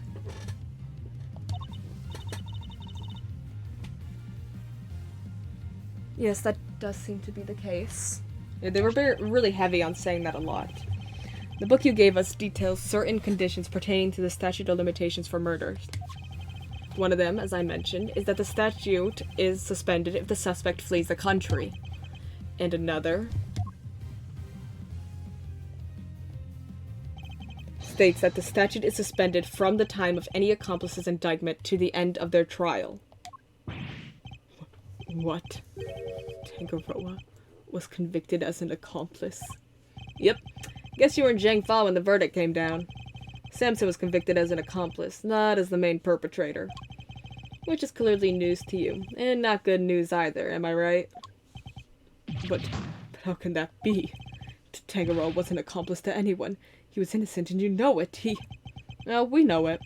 It's what we've been trying to prove all along. In a pleasing twist of fate, his wrongful conviction will be the very thing that sets him free. If you spent 3 years in Zhangfa, and your accomplice Samson Tangerel was on trial for 1 year, it means you could still be charged with Mr. Frost's murder up to 19 years after the fact. In other words, the statute of limitations hasn't expired at all. The goddess's judgment is infallible, but that of her servants, it appears, is not. It seems the prosecutor in charge of this case may have erred. Unbelievably, we may have no choice but to instigate a full inquiry. No. How could this? You weren't supposed to be able to. 18 years, that's a long time to let somebody else suffer for your crimes. It's time to pay the piper, Gusto, and not a moment too soon. Show us that breakdown, buddy. But I'm finally the greatest. My brilliance has been recognized. I gave up everything for this, everything. Even my son. More's the pity. But you can't run from the law forever, because the bills come due at last. Come on, show us the breakdown. Of course it's gonna relate to him breaking from his meditation. Oh!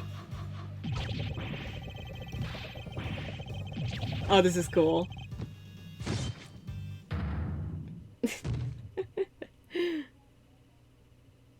Amazing, spectacular, phenomenal.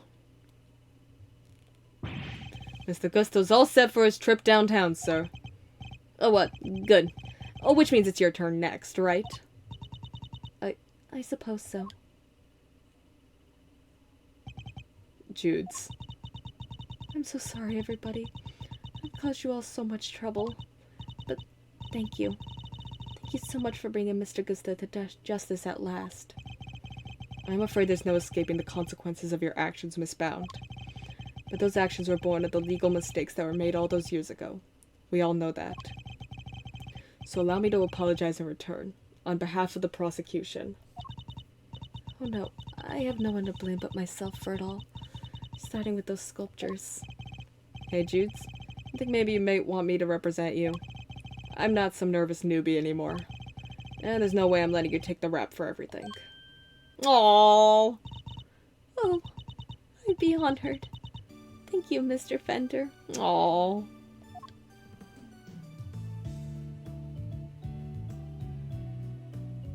Aww. That's cute. Well, sorry, ma'am. You gotta come with me now. Of course.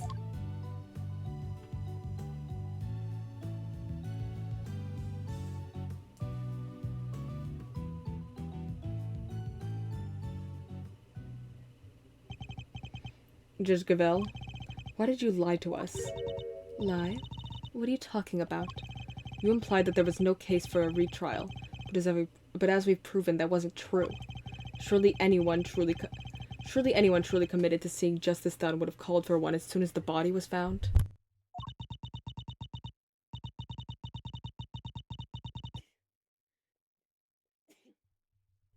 I am under no obligation to answer such questions. And you clearly have no intention of doing so either. Truly, you are proving to be quite a threat to the Committee for Prosecutorial Excellence. As such, you give me little choice but to report back on your continued transgressions. No doubt you'll be called to appear before the committee in due course.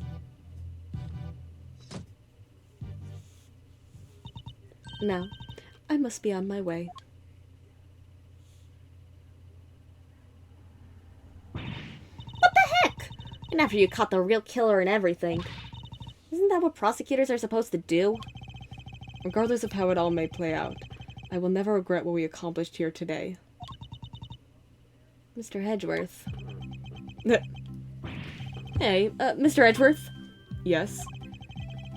Why'd you stick your nose in this case anyway? You weren't even on the job. My job is to bring the truth to light, Mr. Winner. Not only as a prosecutor, but as a person. Hell yeah. The blue man taught me that. I don't get it. I wouldn't expect you to understand. Not as long as you believe that closing a case makes you a winner. That's going way over my head. I'm going home. What was all that about? Eustace still has a lot to learn is all. Mosey Wozy. Yes? Oh, I just wanted to say old Greggy Pegleg would have been proud of you today. Oh, look at me tearing up. That, and thanks for helping poor Sammy Poople. Of course. Hey, Edgy! Looks like you cleared everything up, huh? I forgot you were here. So, what happened exactly? I was kind of busy sketching. Wait, where did Judy and Verity go? Wow, you really weren't paying attention, were you? Though I am loath to admit it, Larry's sketches did come through for us on more than one occasion. Not that I'm about to tell him that. Quit it with the glaring, will ya? Whatever I did, I'm sorry. Calm down, Larry. I wasn't glaring at you. You totally were. You're just like your pop. He was a terrible liar, too. He was. Listen, I'm gonna head out. Need to fill Samson in on what went down today. You wanna come with? Yes, of course.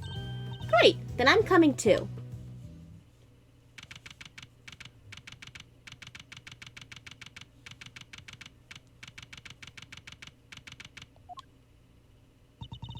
So, what's Mr. Tangaroa like? I can't wait to finally meet him. Oh yeah. We haven't seen him in the present day. Oh, he's a real sweetheart. You'll love him. Even while locked up, he can't help but make all sorts of cookies and cakes for everyone. It's why 3 p.m. cake extravaganza is the thing for prisoners and guard alike. Really? That sounds awesome. You think there'll be any left for us to try? Didn't we find a few slices of chocolate cake in the prison the other day? Could they have been some of Mr. Tangaroa's baked goods? 'Tis all connected. Hey, there he is. Gummy, what are you doing here? I heard you all coming to see Mr. Tangaroa, so I volunteered to escort him. Hello, new friends. I'm Samson Tangaroa. Prosecutor Miles Edgeworth, at your service. I'm Mr. Edgeworth's trusty sidekick, Kay Faraday. It's very nice to meet you both. Miles here is Gregory's son. Is that so? Your father was very kind to me and fought so hard for my case. But in the end, I betrayed him. I made a false confession and... Don't worry, Mr. Tangaroa. Mr. Fender has explained everything to me. Sure did. And now we're here to tell you the truth about what happened 18 years ago. The truth? Judy did all that for me? Crazy kid racked her brain for 18 years until she finally figured out how to set you free. What can I say? Turns out she really would do anything for you. Oh, Judy. I never did anything to deserve such devotion. Come now, Mr. Tangaroa. I think we all know that's not true. The bond between the two of you is held strong for all these years after all. You think so? I guess I better show him. Which piece of evidence is proof of the bond, Miss... Yeah. The chocolate? Take that! Those chocolates. Judy made them, didn't she? Yes, she did. They're super delicious and sweet. Miss Bound continued making them just as you taught her, even after that fateful day, so that there would always be some waiting for you when you finally came home. Judy. Oh, this is so sweet. I bet they're beyond super sweet then, aren't they? Very much so, I'm afraid. I only wish we could hand them to you. Don't worry, sir. I'll make sure he gets them later. Which would be a clear breach of prison policy. Not that I have the authority to stop him anyway. Thank you very much. You know, Detective, something about you reminds me of Detective Bad. Really, pal? Because I look up to him a lot. He's my role model. You don't say. It seems fate likes to bring people of all sorts together, huh? Aww. You hang in there, Samson. Just a little longer. I should be able to get you out soon. Sorry it's taken so long. Nobody should have to wait 18 years to get justice. Don't be so silly, Eddie. I'm the one who should be saying sorry. Or rather, thank you.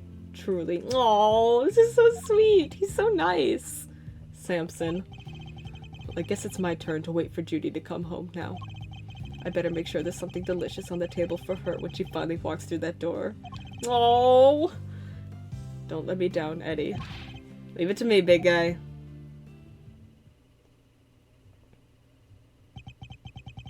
The IS-7 incident. It's been 18 long years, but this case we'd inherited from my father is finally coming to a close. Aw. We did it! Oh my god, the chapter's still going. Hey, Miles. Thanks for today. I'm sorry for forcing you to make the final call like that. Not at all. I simply made the call that felt right to me. Huh? What are you guys talking about? You know how Samson was wrongfully convicted? We had to pretend that he wasn't in order to nail Gusto. But to use his false conviction against him, even to save him. As his lawyer, just couldn't bring myself to do it. Yeah, I can see that. But now that Gusto's behind bars, I can finally start to get that wrongful conviction overturned. Yes, and I'm sure you will. Wait a minute. Does this mean that even if you were only doing what's right, if the false conviction had been overturned before today, Mr. Gusto would have gotten away scot-free? Yep. It's what we folks in the trade like to call a legal contradiction. The law is far from perfect. Because of things like legal contradictions, right? Yeah, but you never know. Things might change. The law is always evolving, just like us humans. Your Uncle Eddie and Miles Reno included, am I right? The potential for growth and change. In people in the law, huh? So, Miles, are you gonna keep fighting crime as a prosecutor, or help people as an attorney? Something tells me you got a big decision ahead of you. One only you can answer. Well, we know what his answer is. We've seen him in the future. He stays a prosecutor. I know. Well, let's just say I won't complain if you show up at the office one day. And on that note, it's time for me to skedaddle. I owe you big time, and I always repay my debts. But for now, thanks again for today. I mean it. Aw. There he goes, skulking away. Did he seem kind of in a hurry to get out of here to you? He did. And honestly speaking, I'm the one who owes him a debt of gratitude. After all, he gave me the chance to reckon with my father's final case. When I was a boy, all I ever dreamed of was becoming an attorney like my father. But then during my time with Mr. Von Karma, I learned the way of the prosecutor instead. Eventually, with the help of some good friends, I found my own voice and a new way to live. But now my career as a prosecutor is at risk of being taken away from me. It may be time to take another long, hard look at how I want to live my life, whether I like it or not. Oh, it's still going. Edgeworth and Co. Law Offices. Oh, I was like, Edgeworth and Co. Law Offices? Hey, Gregory. Sorry for reporting in so late. Oh, no. Don't break me. No, I'm gonna cry. No. It may have taken 18 years. We're finally in a position to prove Samson's innocence. Oh, stop. Oh my god. This is so emotional. All thanks to your boy, Miles. I couldn't have done it without him. Oh my god, I'm gonna cry. I'm crying over Ace Attorney. Oh my god. You should have seen him. The way he fought for the truth gave me chills. It was like I was watching you. Oh. Oh. Look, I know I'm not half the attorney you were, but those guiding principles you tried to instill in me, I like to think I'm embodying them now as I carry on your legacy. Here's hoping. Oh. Your boy will be joining me in that soon. That's so cute.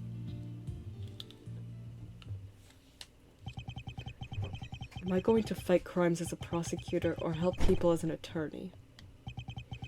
What is the right answer? Which path should I choose?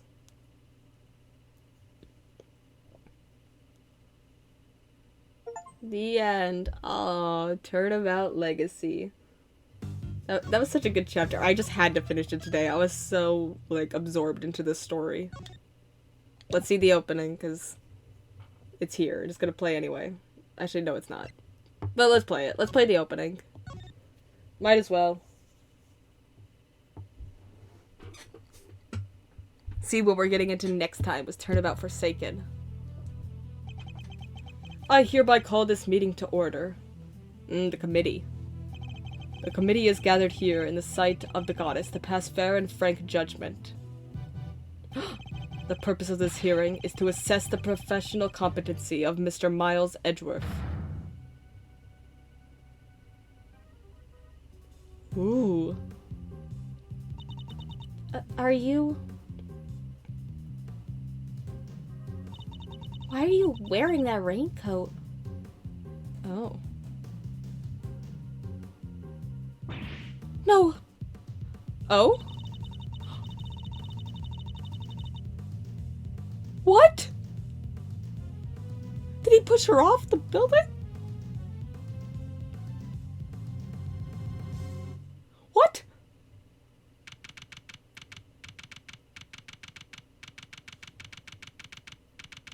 It's been 3 days.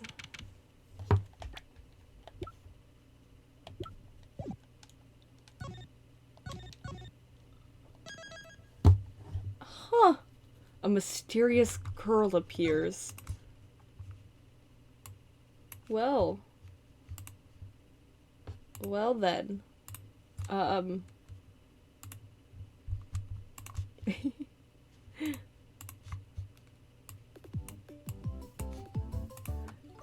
Thank you guys so much for tuning into the stream. We beat Turnabout Legacy today, and I'm losing my voice, but holy cow. Holy cow. I can't believe how that ended. That was so emotional. Oh, I teared up. I teared up bad. This case is gonna be crazy. I think this is the... What are we on? Yeah, episode 4. I think it might be the penultimate case. I think it's 5. I think.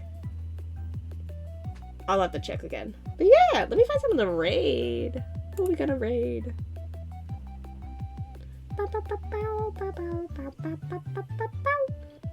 Yeah, we can raid you. We can raid you. We can send some love over to Koi.